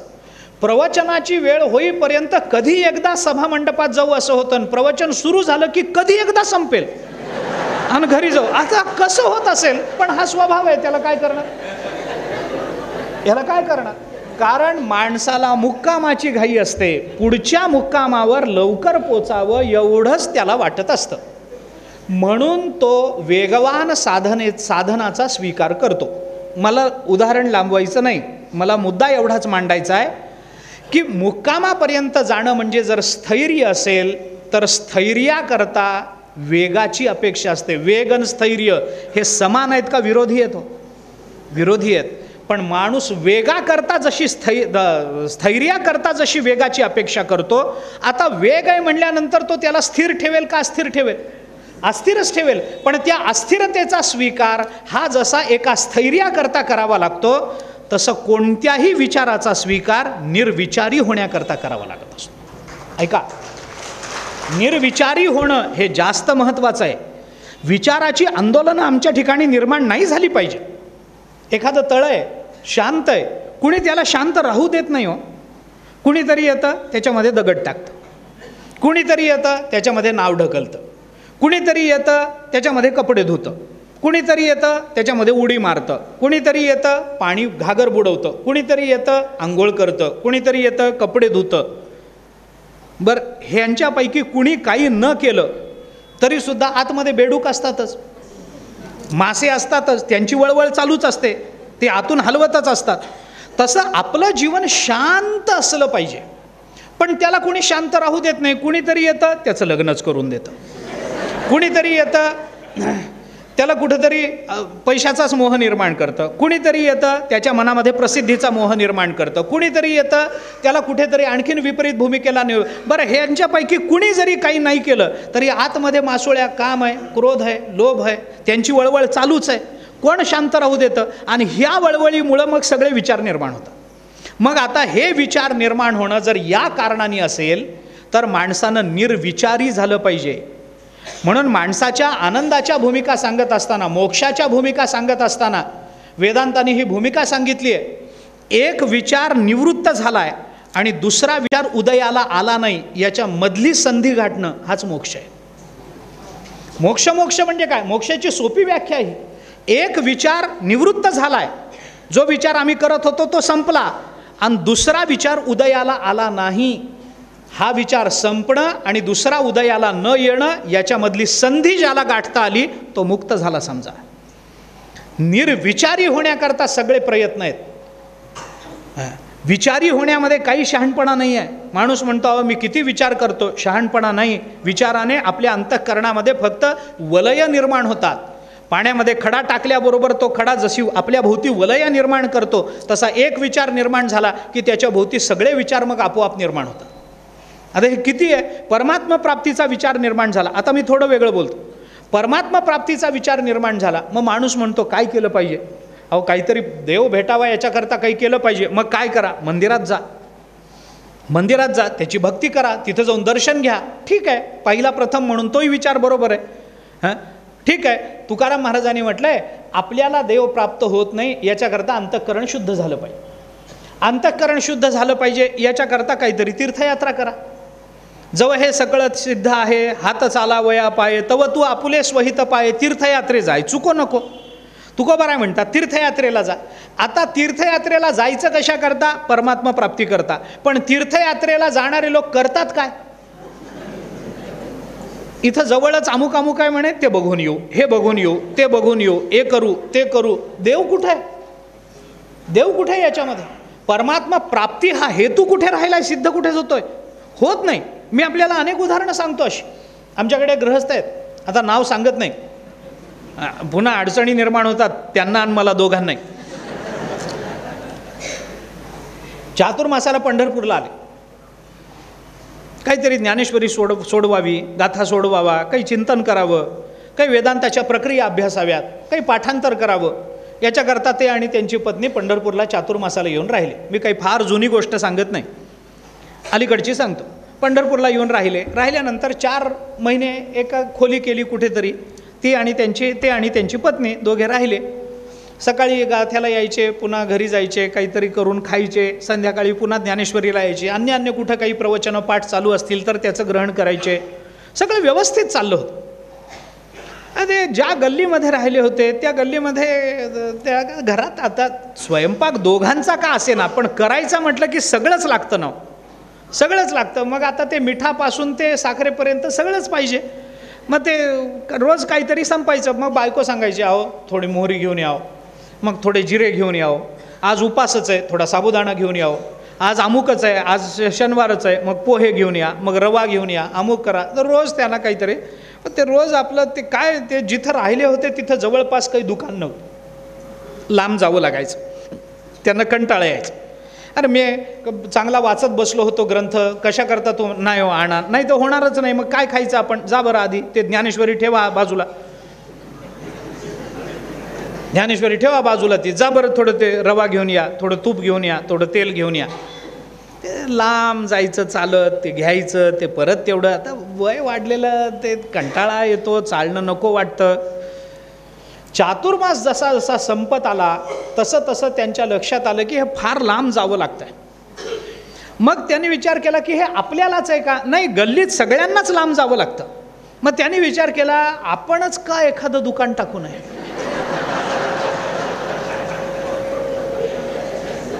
का टाकू नये? बघावं, आपण घरी आहेच आहे किराणा मालाचं दुकान, इथे एक टाकू, सगळ्यांची सोय होईल. टाकली आणि खरंच सोय झाली. खरंच गल्लीतल्या लोकांना इतकं बरं वाटलं, चला बाबा कोणीतरी आपल्याला सुविधा दिली, बरं झालं, आता लांब जावं लागणार नाही. मग ते गर्दी वाढायला लागली स्वाभाविक. चातुर्मास संपून गेला. कार्तिकात चातुर्मास संपून गेला, मार्गशीर्ष संपत आला. मग मुलांनी शोध घेण्याचा, अजून कसे आले नाहीत घरी, मग मुलांनी कुणाचा तरी नंबर मिळवून त्याच्यावर काही दूरध्वनी केला, फोन केला आणि मग त्यांना बोलवून सांगितलं, अहो कार्तिक कार्तिकवारीमध्ये संपला, आपल्या गावातले तुमच्याबरोबर गेलेले लोक आले परत, तुम्ही कुठे आहेत अजून, या ना आता घरी परत. मुलांनी बोलवलं, ते म्हणाले या ना नाही, आता तिकडचं विकान, तुम्हीच इकडं या, इथंच धंदा चांगला आहे. मला सांगायचं एवढंच, हे ज्ञानेश्वरी ऐकायला आले होते. परिणाम त्याचा काय होतो हे पहा. परिणाम त्याचा, मी कशाकरता बोलतोय, माझा मुद्दा काय आहे तोही पुन्हा एकदा लक्षात घ्या. मी आपल्याला दिशाहीन करत भरकवटत नाही आहे, थोडं आपल्या म्हणजे विचाराचं हे होत नाही आहे. विचार आपलेही भरकटू नयेत आणि माझेही भरकटू नयेत याच्याकरता मधून मधून बोलतो. विषय काय चालला आहे, विचार मागुता पाऊली निघे. विचाराला मूल्य नाही आहे, विचार थांबणं याला मूल्य आहे. प्रवासाला मूल्य नाही आहे, प्रवास थांबण्याला मूल्य आहे. गतीला मूल्य नाही आहे, गती थांबण्यात मूल्य आहे. नुसत्या शिक्षणाला मूल्य नाही आहे, शिक्षणापासून प्राप्त होणाऱ्या काही प्राप्तीला, काही अर्थप्राप्ती असेल, समाधान प्राप्ती असेल, काही असेल, त्याला मूल्य आहे. दिवस रात्रीचा विचार न करता अभ्यास करायचा. कशाकरता अभ्यास करायचा? आता मी सांगितलं तर वाईट वाटेल आपल्याला, पण अभ्यास कशाकरता करायचा असतो? अभ्यास करावा लागू नये म्हणून. बरोबर आहे का? बघा, बरोबर आहे का? पहा, अभ्यास जीव तोडून मेहनत करायची कशाकरता अभ्यासाची? एखादा मुलगा गेला वैद्यकीय काही अभ्यासक्रमामध्ये, रात्रंदिवस अभ्यास केला, जीव तोडून मेहनत केली, सगळा उत्तम, महाराष्ट्रामध्ये पहिल्या क्रमांकानं उत्तीर्ण झाला, सगळ्यात मोठा डॉक्टर झाला, परदेशातले डॉक्टरसुद्धा त्याच्याकडे यायला लागले. एवढा अभ्यास त्यांनी केला कशाकरता? की पुढे गेल्यानंतर आपल्याला पुस्तकं उघडावी लागू नयेत याच्याकरता आत्ता पुस्तकं उघडावी लागतात. हे त्याचं कारण आहे. तसं माणसाला विचार का करावा लागतो? कारण विचार करावा लागू नये, निर्विचारी होणं याच्यामध्ये मानवी जीवनाची ती कर्तव्यता. विचार थांबले पाहिजेत, विचार संपले पाहिजेत. विचार चालू असणं म्हणजे आपण प्रक्रियेत आहोत, म्हणजे प्रवास चालू आहे, अजून मुक्कामाला पोचलेलो नाही आहोत. मनुष्य विचार करतो म्हणजे काय? म्हणजे प्रक्रिया चालू आहे, म्हणजे मुक्काम नाही आला अजून. मग मुक्काम येणं म्हणजे काय? निर्माण केलेला विचार, सुरू झालेला विचार थांबणं, याला जास्त महत्त्व आहे. म्हणून ते ज्ञान त्याला म्हणा की जिथं विचारसुद्धा काही करू शकत नाही, सगळे विचार शांत होऊन जातात, त्याला ज्ञान म्हणा. जाणीव जेथ नरिगे, विचार मागुता पाऊली निघे. विचारसुद्धा मागच्या पावलानं निघून येतो. विचाराचं धाडस नाही आहे परमात्मा स्वरूपापर्यंत जाण्याचं. कारण परमात्मा स्वरूपाचा विचार करता येऊ शकतो, पण परमात्मा स्वरूप म्हणजे जर विचार असेल तर तो विचाराची ती व्याख्या नाही आणि परमात्मा स्वरूपतेची ती व्याख्या नाही, ज्ञानाची ती व्याख्या नाही. ज्ञान त्याला म्हणा की जिथं विचार नाही. विचार नाही, हा विचार करा, तो करा, मग तो जमत नाही म्हणून तो करा, मग तो करा, नाही. ही शोधाशोध जिथे थांबते त्याला ज्ञान म्हणतात. ब्रह्मज्ञानानंतर कशाचा शोध घ्यायचा असतो? कशाचा घ्यायचा असतो? कशाचाही घ्यायचा नसतो. एक ब्रह्मज्ञान प्राप्त झालं, सगळं संपलं, सगळे काही नाही. आता तिथं पुन्हा चिंतन करण्याचं कारणच नाही. तुकाराम महाराजांनी एका अभंगामध्ये म्हटलंय, काही जाणो नये पांडुरंगा वीण, पाविजेल क्षीण संदेहाने. एक पांडुरंगाला जाणावे ते सार, नाही तरी दगा फार. डोळे झाकलिया रवी नाही ऐसा होईजे, तुकोबरायांचं प्रमाण. पण परमात्म्यात त्याच्याबद्दल जाणीव नेणीव भगवंती नाही. बस, त्याच्याजवळ काही तिथं जाणीव नाही, काही नाही, तिथं कुठला विचार नाही. एकदा एक परमतत्व जाणलं, पुढं जाणण्याचं कारण राहत नाही. उद्दालक आणि नचिकेत्याच्या संवादामध्ये हाच विषय आला उपनिषदामध्ये. तत्वमसी महावाक्याचा जो बोध वडिलांनी आपल्या मुलाला श्वेतकेतूला दिला, त्या उद्दालकांना ते श्वेतकेतू 12 वर्ष आपल्या गुरूंच्या घरी राहिला. विद्यार्थी दशेमध्ये 12 वर्ष राहिला. गुरूंनी त्याला खूप प्रेमाने शिकवलं, यांनी खूप मेहनतीनं शिकला. आई 12 वर्षानंतर मग गुरुजींची परवानगी घेऊन घरी आला. घरी आल्यानंतर मग वडील होते उद्दालक ऋषी, त्यांनी आपल्या मुलाला सांगितलं की बाबा झालं शिक्षण? तो म्हणाला झालं बाबा, सगळं झालं. म्हणल्यानंतर मग वडिलांनी त्याला विचारलं, बाबा तुझ्या गुरूने तुला असं काही शिकवलं आहे का रे, की एक जाणल्यानंतर बाकी काही जाणायची गरज राहत नाही, एक जाणल्यानंतर सगळं जाणलं जातं, असं तुझ्या गुरुजींनी तुला काही शिकवलं का? तो म्हणाला नाही बाबा, असं काही माझ्या गुरुजींनी मला शिकवलं नाही. म्हणे असं कसं शिकवलं नाही वगैरे. ते दोघांचा संवाद. श्वेतकेतूला वाटलं आपल्या गुरुजींनी आपल्याला हे शिकवलं नाही कारण गुरुजींनाच येत नसेल. हे शिकलेल्यांचं असंच असतं. 12 वर्ष गुरुजींच्या चरणाजवळ बसून शिकला आणि नंतर त्याला वाटलं बहुतेक गुरुजींनाच येत नसेल. मग वडिलांना विचारलं. वडील म्हणाले गुरुजींना येत नव्हतं असं नाही, ते शिकवण्याचा तुझा अधिकार नव्हता म्हणून गुरुजींनी शिकवलं नाही. मग हे काय आहे? मग त्यांनी वेगवेगळी उदाहरणं दिली आणि मग त्याच्यातून तत्वमसी या महावाक्याचा उदय आहे. आपण उपनिषद पाहून घ्या. मला आता ते सगळं सांगण्याचं कारण नाही आहे. 9 वेळेला तत्वमसी महावाक्याचा उपदेश आहे. मला सांगायचं काय त्याच्यामध्ये हे उदाहरण आलं. एक जाणल्यामुळे सगळं जाणलं जातं. काय आहे? मातीपासून मडकई तयार होतं, मातीपासून सुरई तयार होते, मातीपासून परळ तयार होतं, मातीपासून एखादी थाळी तयार होते, मातीपासून आणखीन काय एखादं काय बोळकं तयार होतं संक्रांतीचं. हे सगळं मातीपासूनच होतं. या सगळ्याची नावं वेगळी आहेत, या सगळ्या भांड्याची रूपं वेगळी आहेत. परंतु या सगळ्यांना जाणायचं असेल तर प्रत्येक भांड्याला वेगळं जाणायचं नाही. एक माती जाणली की हे सगळं जाणलं जातं की नाही? सगळंच मृण्मय असल्यामुळे एक माती जाणली की हे सगळं जसं जाणलं जातं, तसं एक कारण जाणलं गेलं की सगळं जाणलं जातं. म्हणून एक परमतत्व जाणलं गेलं, त्याच्या पुढं काही जाणायचं शिल्लक राहत नाही. म्हणून कोणताही विचार उदयाला येत नाही. ज्ञान म्हणलं की विचाराची शून्यता आहे. विचार शून्य होणं म्हणजे वेडं होणं नाही आहे, मूर्ख होणं नाही आहे. विचाराची प्रक्रिया थांबणं हे जास्त महत्त्वाचं. हातात घेतलेला विचार पूर्णतेला नेणं हे जास्त महत्त्वाचं आहे. आणि अशी विचारशून्यता येणं, विचार सगळे शिथिल होऊन जाणं, विचाराचे तरंग जीवनामध्ये बुद्धीमध्ये निर्माण न होणं, ही जर परम उत्कर्षाची अवस्था असेल तर मग अशा पद्धतीनं ज्ञान त्याला म्हणा की जिथं विचार नाही. विचार मागुता पाऊली निघे या अर्थाने त्याचा विचार करायचा. पण गंमत आता पुढे विचार करा, पुन्हा विचार करणं आहेच आहे. पुढं विचार असा करा. मग हे विचार करा का सांगितलं? निर्विचारी होण्याकरताच सांगितलं. जोपर्यंत निर्विचारित्व येत नाही तोपर्यंत विचार करणं आपलं कर्तव्य आहे. जोपर्यंत मुक्काम येत नाही तोपर्यंत प्रवास करणं आपलं कर्तव्य आहे. जोपर्यंत आपण शहाणे होत नाही तोपर्यंत शिक्षण घेणं आपलं कर्तव्य आहे. तसं जोपर्यंत निर्विचारित्व येत नाही तोपर्यंत विचार करणं हे आपलं कर्तव्य आहे. विचारानंच निर्विचारित्व येऊ शकतं, कारण निर्विचारित्व हा सुद्धा एक विचार आहे आणि तो विचार या विचारानं येतो. मग एकदा निर्विचारित्व अनुभवाला आलं की मग तिथं विचाराचा संबंध येत नाही. आणि असं निर्विचारित्व अनुभवाला येणं यालाच ज्ञान असं म्हणतात. ही ज्ञानोबारायांनी केलेली ज्ञानाची व्याख्या आहे. ज्ञानेश्वरीतला ज्ञानयोग हा या अर्थाने पुढे जातो.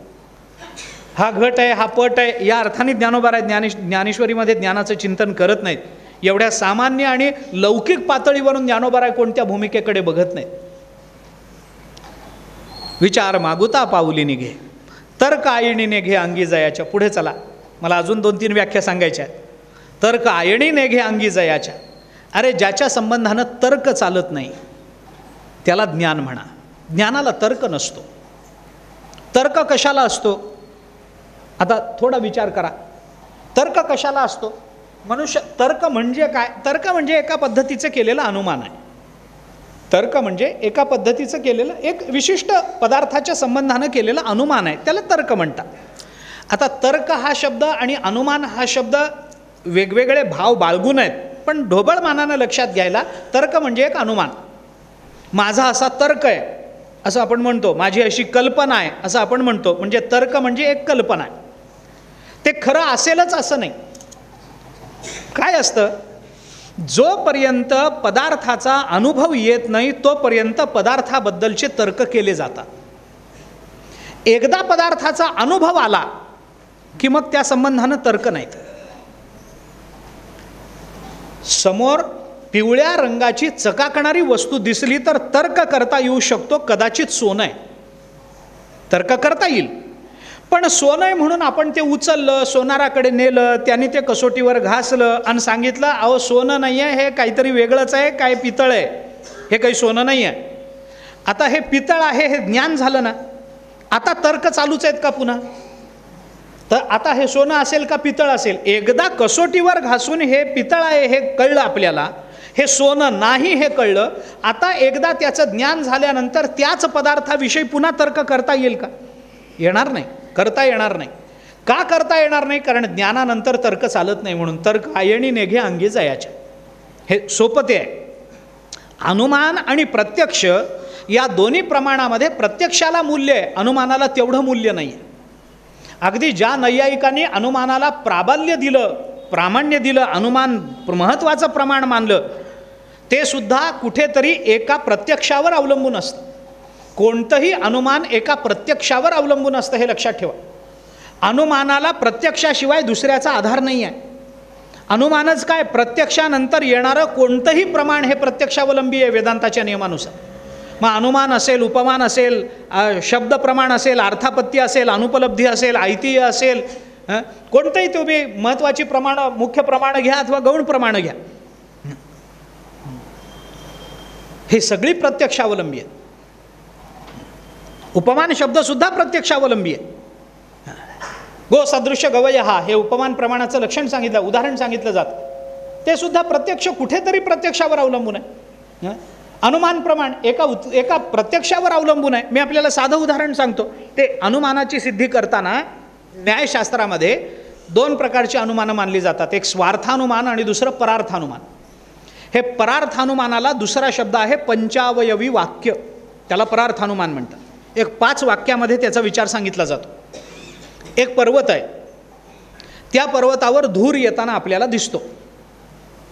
आपण इथे उभे आहोत, आपण तो धूर पाहतो आणि म्हणतो अरे पर्वतावर धूर आहे, धूर आहे आपण म्हणालो ना, म्हणालो। बरं, नुसता धूर आहे म्हणून आपण थांबत नाही, आपण म्हणतो ते पद काहीतरी पेटलं बाबा तिथं।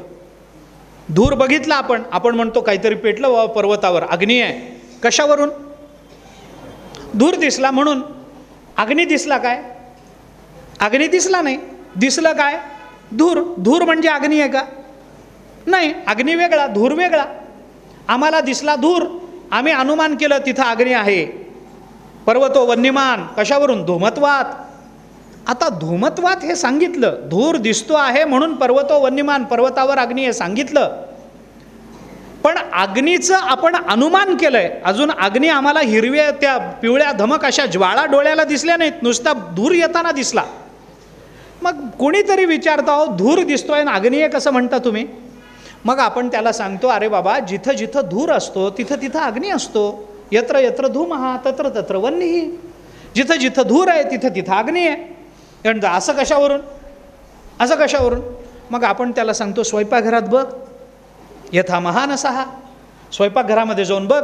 आता हे जुने उदाहरण आहेत, त्यावेळेला चुली होत्या म्हणून, तेव्हाची ती उदाहरणं आहेत। आता ते लाकूड चुलीमध्ये घातलं, पेटवलं, धूर येणार की नाही? हो, येणार। मग धूर आहे म्हणजे काहीतरी ठिणगी आहे की नाही तिथे? आहे। धूर आणि अग्नी यांच्या साहचर्यामुळे आपण त्या अनुमानाकडे जसे प्रवृत्त होतो त्या पद्धतीनं समोर धूर दिसतो तर तिथं अग्नी आहे। आता ह्याच्यावर शंकाही खूप आहेत। स्वयंपाकघरात जाऊन बघ म्हणजे तिथं धूर आहे म्हणजे अग्नी आहे हे कळतं, असं सांगणारा माणूस जगातल्या सगळ्या स्वयंपाकघरात फिरून आलाय काय? नाही, तो आपल्या स्वयंपाकघरावरूनच एवढा नियम सांगतो। नियम बघायचा तर सगळीकडे बघितला पाहिजे ना। असा नियम आहे असं जेव्हा मी म्हणतो त्यावेळेला तो सगळीकडे लागू पडत असेल तर तो नियम आहे। मी एखादी वस्तू हातातून सोडली तर ती खाली पडते, कारण गुरुत्वाकर्षणाचा नियम आहे। हा नियम मी का सांगतो? कारण कुठेही असंच आहे म्हणून। मी काय पृथ्वीवरच्या सगळ्या ठिकाणी जाऊन वस्तू सोडून बघितली आहे काय? म्हणून पृथ्वीच्या ठिकाणी गुरुत्वाकर्षण शक्ती आहे असा नियम पण मी म्हणतो की नाही असं? 4 ठिकाणी बघितलं असेल, 1 ठिकाणी बघितलं असेल, पण ते साहचर्य ज्ञान झालं ना. म्हणून आपण म्हणतो पर्वतावर अग्नी आहे. आता अग्नी दिसत नसताना सुद्धा केवळ धुरावरून आपण अग्नीचा अनुमान करतो, कारण अग्नी आणि धूर यांचा साहचर्य संबंध आहे. हे आम्ही कुठं बघितलं? स्वयंपाकघरामध्ये बघितलं. म्हणजे आम्ही काहीतरी बघितलं या प्रत्यक्षावर अवलंबून आम्ही अनुमान करतो. म्हणजे कोणतंही अनुमान हे शेवटी एका अर्थानं प्रत्यक्षावलंबी असतं, हे मान्य करावं लागतं. काहीतरी जोपर्यंत आमच्या अनुभवाला येत नाही तोपर्यंत मनुष्य अनुमानं करत नाही. अहो येत्या हात बघून ज्योतिष सांगतात, पत्रिका बघून ज्योतिष सांगतात.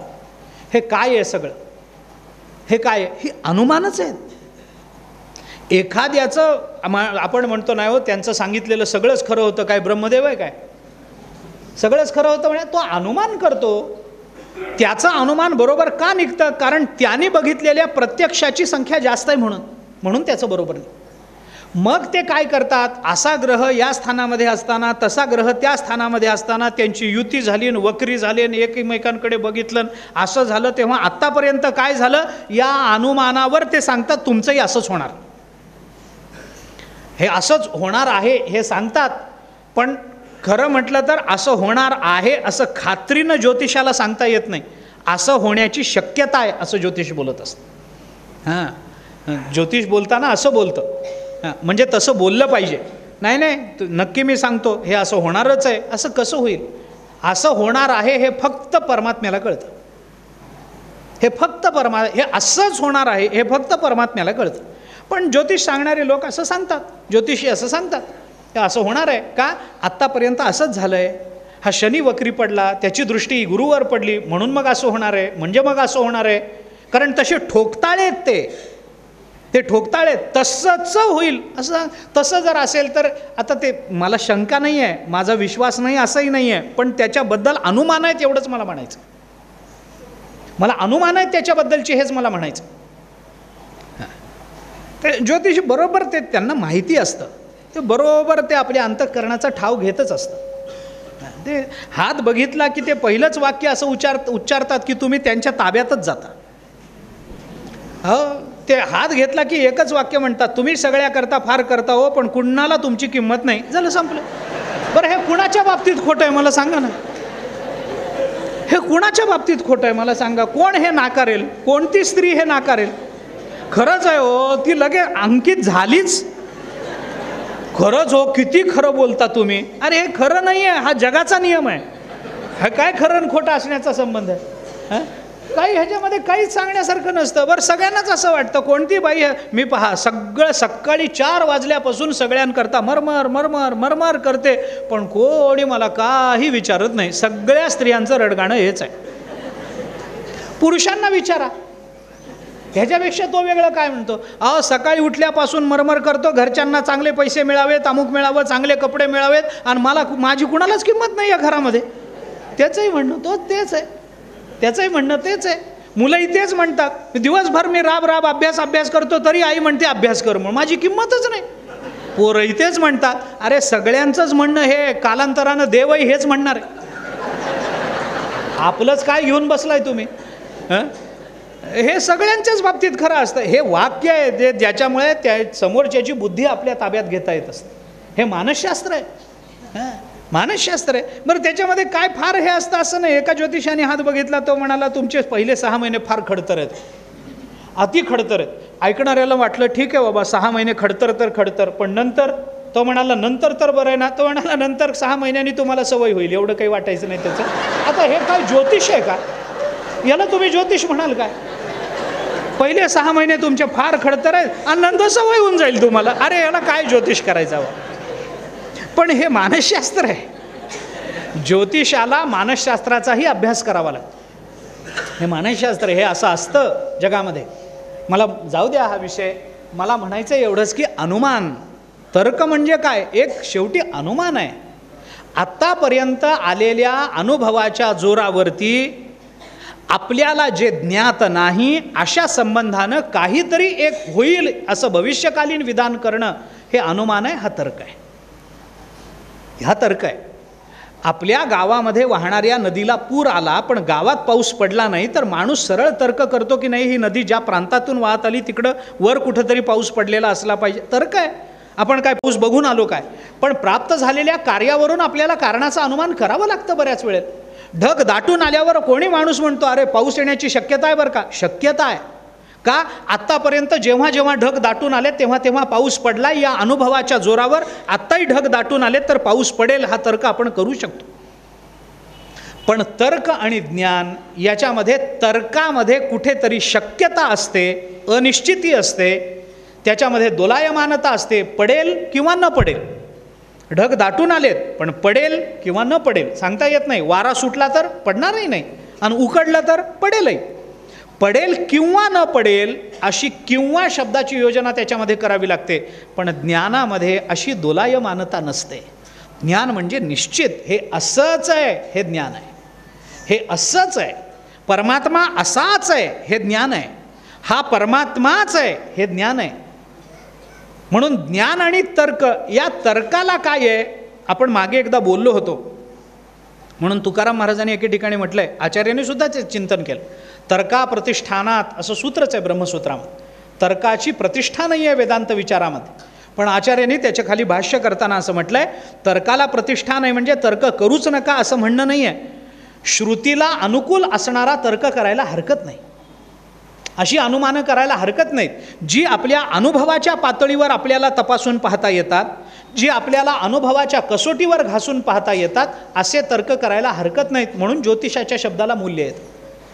त्याच्या अनुभवाच्या कसोटीवर घासून तो आपल्याला सांगतोय की ही पत्रिका अशी दिसते, मागे 15 पत्रिका मी अशाच पद्धतीच्या पाहिल्या होत्या, त्यांच्या जीवनात असं घडलंय म्हणून तुमच्या जीवनात असं घडण्याची शक्यता आहे. हे त्याला मूल्य का आहे? कारण ते त्या ज्ञानावर अवलंबून आहे, त्या प्रत्यक्षावर अवलंबून. मी का बोलतो लक्षात घ्या. श्रुत्यानुकूल तर्क करायला आचार्य परवानगी देतात. तुकोबाराय तर म्हणतात नको, तार्किकांचा टाका संग, तार्किकांच्या नादालाच लागू नका. मग काय करा? पांडुरंग स्मरा हो. तुम्ही काही बाकी काही करूच नका, परमात्म्याचं चिंतन करा. या तार्किकांच्या नादाला लागून वेगवेगळे विकल्प बुद्धीमध्ये घेता कुठं? हे असं असेल का, मग तसं असेल का, मग तसं असेल का? होत काहीच नसतं, पण नुसत्या तर्कानेच माणसाला दुःख होतं. मुलगी फोन करते, आई मी आणि हे म्हणजे जावई आम्ही उद्या 10 वाजेपर्यंत घरी पोचतो. आता दिवाळीचे दिवस, पहिला दिवाळ सण, आणि मुलगी सांगते 10 वाजेपर्यंत पोचतो. 9:30 पासून सासूच्या जीवाला गोर आहे. दरवाजात जाते, पुण्यामध्ये येते, कोणती रिक्षा गेली तरी तिला वाटतं जावई चाले. होतं असं. 10 वाजल्यानंतर 10:30 वाजतात, 11 वाजतात, 12 वाजतात, 1 वाजतो, हे काही येत नाहीत. 2 वाजतात, 3 वाजतात. मग सगळे तर्क सुरू होतात. गाडीला ॲक्सिडेंट तर झाला नसेल, यांना लागलं तर नसेल, दोघं येणार होते, चोरी तर झाली नसेल, यांची बॅग तरी कुणी उचलून नेली नसेल, दोघंच्या दोघं वेंधळे, दोघंच येणार आहेत, बरोबर कुणी नाही, काही माहिती नाही, हिला बाहेर फिरून माहिती नाही, काय झालं असेल, कुणीतरी रिक्षावाल्यांनी भरतीकडेच नेलं तर नसेल, गप्पाच्या नादामध्ये दुसऱ्याच गाडीमध्ये बसून मुंबईला तर गेले नसतील. आता काय नवीन लग्न झालेलं असतं, काय सांगता येतं कशाचं काय सांगेल, काय सांगता येतं कुणाचं काय सांगा. हां, एकमेकाकडे बघत गेले मुंबईच्या गाडीमध्ये बसून. अरे आता तिचे तर्क चालू आहेत. नाही गाडीला अपघात तर झाला नसेल, अपघातामध्ये हे, आणि मग 5 वाजता मुलीचा फोन येतो आम्ही निघालोच नाही, निघणार होतो, घरी पाहुणे आले, आम्ही निघालो. मग हे जे सगळे जे मनस्ताप झाले ते कशामुळे झाले? केवळ तर्क हे त्याचं कारण आहे. वस्तुस्थितीची जाणीव करून न घेता, ज्याला निश्चित अशा विचाराचं प्राबल्य नाही आहे, ज्याला कुठल्या विशेष अशा प्रत्यक्षाचं प्राबल्य नाही आहे, ज्याला ज्ञानाचा आधार नाही आहे, असे तर्क करायला शास्त्र परवानगी देत नाही. नाही तर्क करायचे. तर्क आपला बऱ्याच वेळेला चालतो, बऱ्याच वेळेला चालत नाही. माणूस म्हणतो काय माझी बुद्धीच चालेन अशी झाली आहे. म्हणजे काय? एका आपला मुलगा आहे, अभ्यास करत नाही, आपण 10 वेळेला सांगतो, शेवटी कुणाकडे तरी तक्रार करताना आई म्हणा, वडील म्हणा, कुणीतरी याला कितीदा सांगितलं, आता कसं सांगावं, आमची तो बुद्धीच चालत नाही. म्हणजे काय? याचं वाईट होईल, याचं अमकं होईल, याचं तमकं होईल, हा भीक मागेल, हा अमुक होईल, तमुक होईल, आपलं नाव घालेल, हे सगळे तर्क ते करून पाहतात. आणि कोणत्याही तर्काला त्यांना स्थान देता येत नाही, म्हणून मग बुद्धी चालत नाही हे कबूल करावं. पण एवढं करू नये आमची बुद्धी आता चालत नाही, हाही तर्कच आहे बरं का. चालत नसते असं नाही, शेवटी बाप मुलाकरता काहीतरी करतच असतो. महाभारताने म्हणून म्हटलंय, तर्को अप्रतिष्ठा श्रुतयो विभिन्ना न एको ऋषिर्यस्य मतं प्रमाणम धर्मस्य तत्वम निहितम गुहायाम महाजनो येन गतः असं पंथा. आपला तर्क चालत नसेल, श्रुतीचा बोध आपल्याला होत नसेल, धर्ममार्ग वेगवेगळ्या मार्गाने आपल्याला जायला सांगत असेल, धर्माची तत्व गुह्य असतील आणि आम्हाला जर काहीच कळत नसेल तर काहीच करू नका. एक काम करा, संत ज्या मार्गाने गेले त्या मार्गावरून डोळे झाकून चालत जा. नका आपली बुद्धी चालवण्याचा प्रयत्न करू, नका तर्क करू. तर्को अप्रतिष्ठा, तर्काला प्रतिष्ठा नाही आहे. ज्ञानामध्ये तर्काला प्रतिष्ठा नाही आहे. एखाद्या गोष्टीचं ज्ञान झाल्यानंतर जो तर्क केला जातो तो तर्क वांझ असतो. त्याच्यातून काय निष्पन्न होतं, काय निष्पन्न होतं. आता मी मगाशीच उदाहरण दिलं आहे, सोनं म्हणून त्यांनी एखादा दुसराच धातू उचलला आहे, दुसरीकडे गेला आहे, सोनाराने घासून सांगितलं आहे, अरे बाबा हा हे सोनं नाही आहे, साधा कुठला तरी लोखंडाचा तुकडा आहे, पण याला पिवळा रंग दिला आहे, टाकून द्या, काही उपयोग नाही याचा. म्हणल्यानंतरही घरी घेऊन आल्यावर बायकोने विचारलं, काय झालं, सोनं आहे का?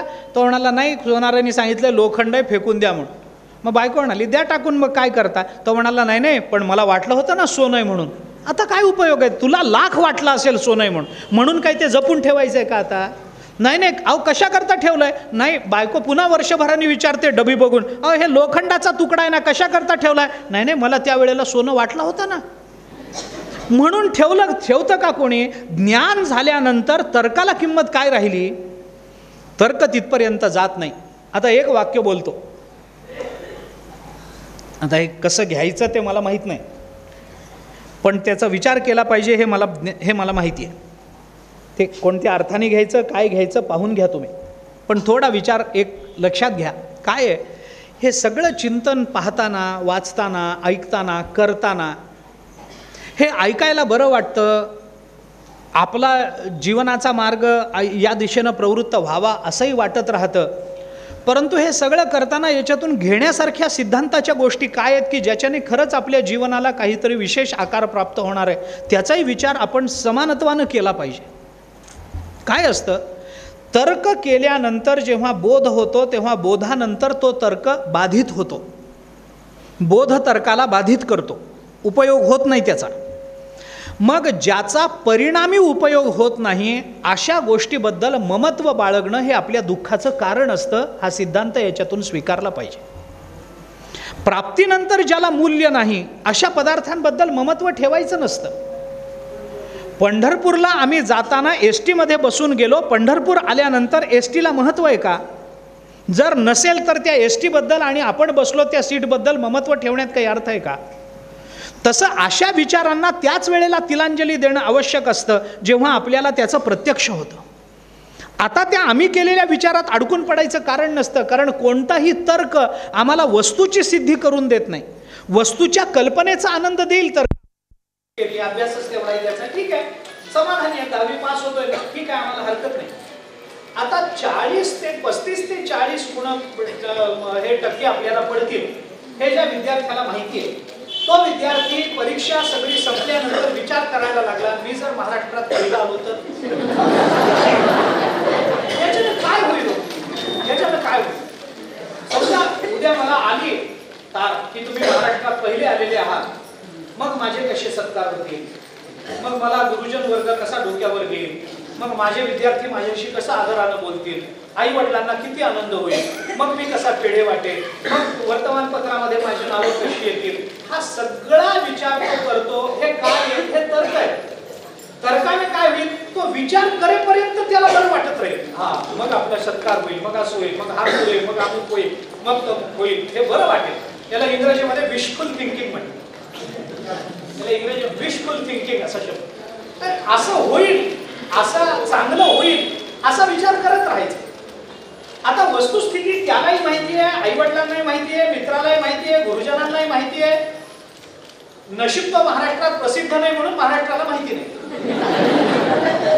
पण सगळ्यांना हे माहिती आहे की हा 40% पुढे जाणार नाहीये, जेमतेम कसा तरी उत्तीर्ण होईल. तो जर असं म्हणायला म्हणायला लागला तर हा त्याचा जो तर्क आहे, मी जर महाराष्ट्रात पहिला आलो तर काय होईल, हा तर्क काय करेल. तर्क चालू असेपर्यंत तो त्याला समाधान देईल, पण वस्तुतः जेव्हा खरंच त्याचा निकाल लागेल तेव्हा निकालच लागेल. नंतर काय उपयोग आहे त्याचा. तर्क आपल्याला पदार्थाच्या कल्पनेचं समाधान देतो, पण तर्क कधी आम्हाला पदार्थाची सिद्धी होऊ देत नाही, करून देत नाही. हा, जर खरंच तो पहिला आला तर तो त्याच्या तर्काचा परिणाम नाहीये, तो त्याच्या अभ्यासाचा परिणाम, तो त्याच्या मेहनतीचा परिणाम, तो त्याने केलेल्या तर्काचा परिणाम नाही. खरंच मी पंतप्रधान झालो तर, आता मी काही होत नाही तुम्हालाही माहिती आहे, तुम्हालाही माहिती आहे. आता मी जर खरंच निवडणुकीला, आता आचारसंहिता लागू झाली म्हणे आजपासून, समजा मी जर निवडणुकीला उभं राहिलो पंतप्रधान पदाच्या, तर तुम्ही तरी मत द्याल काय हो मला. आता इतक्या लांबून चालत आला तुम्ही माझ्या प्रवचनाकरता, हा बुवा प्रवचन बरा करतो म्हणून मत द्याल काय मला. द्याल, सांगा ना, कोणतरी म्हणा निदान.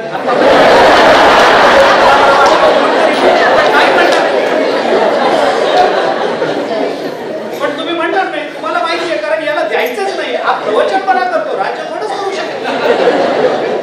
हे माहिती आहे, ज्ञात आहे सगळ्यांना. कोणी देणार, तुम्हीच काय मला माझ्या घरची मतं पडायची.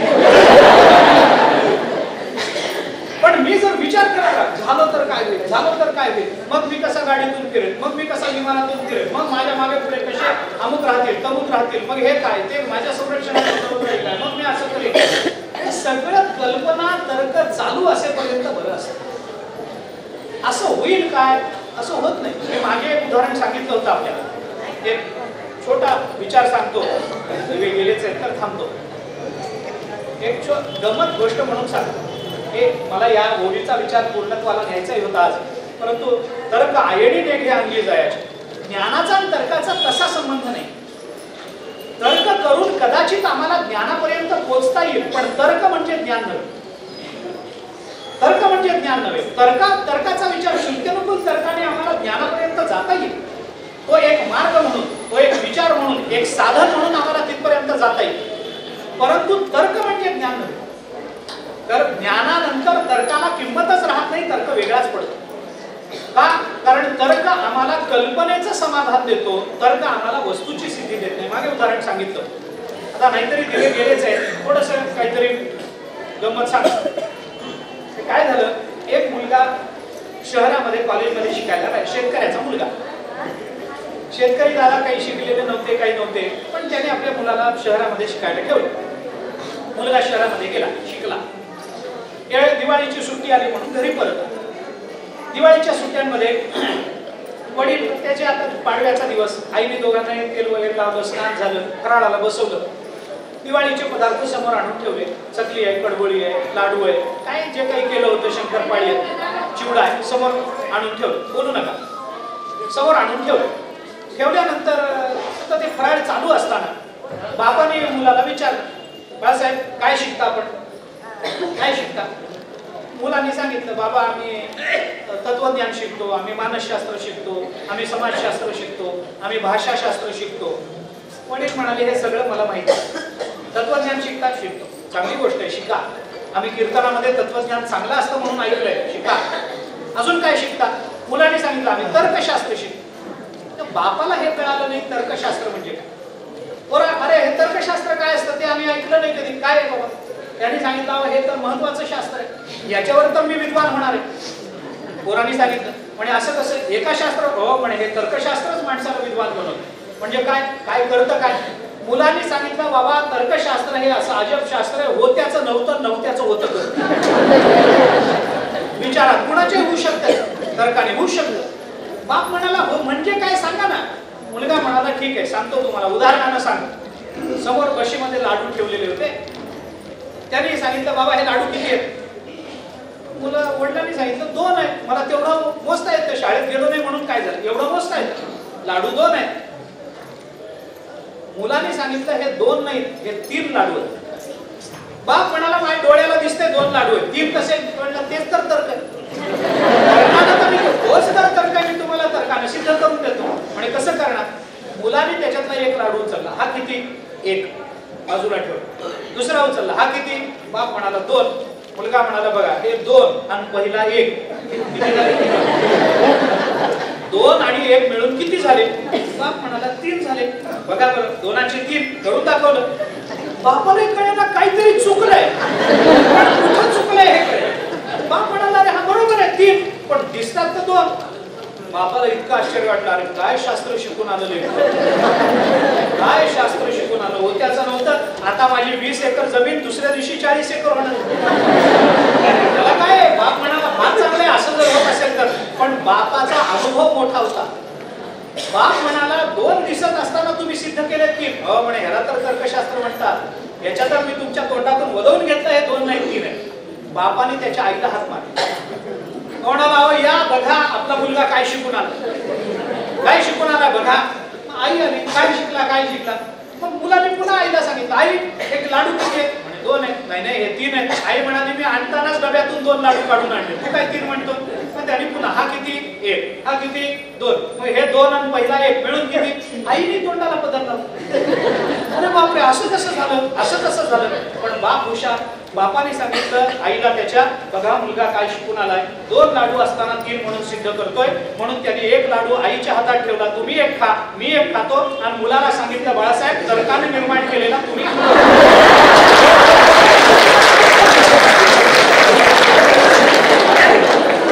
मुद्दा हाच मांडायचा आहे की तर्काने केलं काय.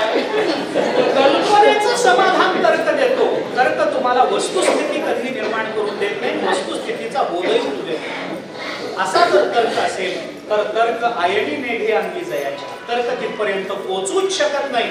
म्हणून आपल्याला वस्तुस्थिती दाखवणं हे ज्ञानाचं काम आहे आणि आपल्याला कल्पनेत रमवणं हे तर्काचं काम आहे. म्हणून तर्क म्हणजे ज्ञान नाही. म्हणून ज्ञानोबाराय म्हणतात जाणीव जेथन रिगे विचार मागुता पाऊली निघे तर्क आयनी नेगे अंगी जयाच्या अर्जुना तया नाव ज्ञान येर प्रपंच ते विज्ञान तेथ सत्य बुद्धी हे अज्ञान हेही जाणून घे. यालाच ज्ञान असं म्हणतात. की ज्ञानाची एक व्याख्या ज्ञानोबारायांनी एका ओळीमध्ये केली. अजून ज्ञानाच्या संबंधानं काही विचार आपल्याला करायचा आहे. आता वेळ संपली म्हणून फक्त मी इथं थांबतो आहे. उद्या संध्याकाळी पुन्हा एकदा आपण या ज्ञानाच्या संबंधानं काही विचार करायचा आहे. तो राहिलेला विचार आपण उद्याला करतो. कुंडली प्रवर्तक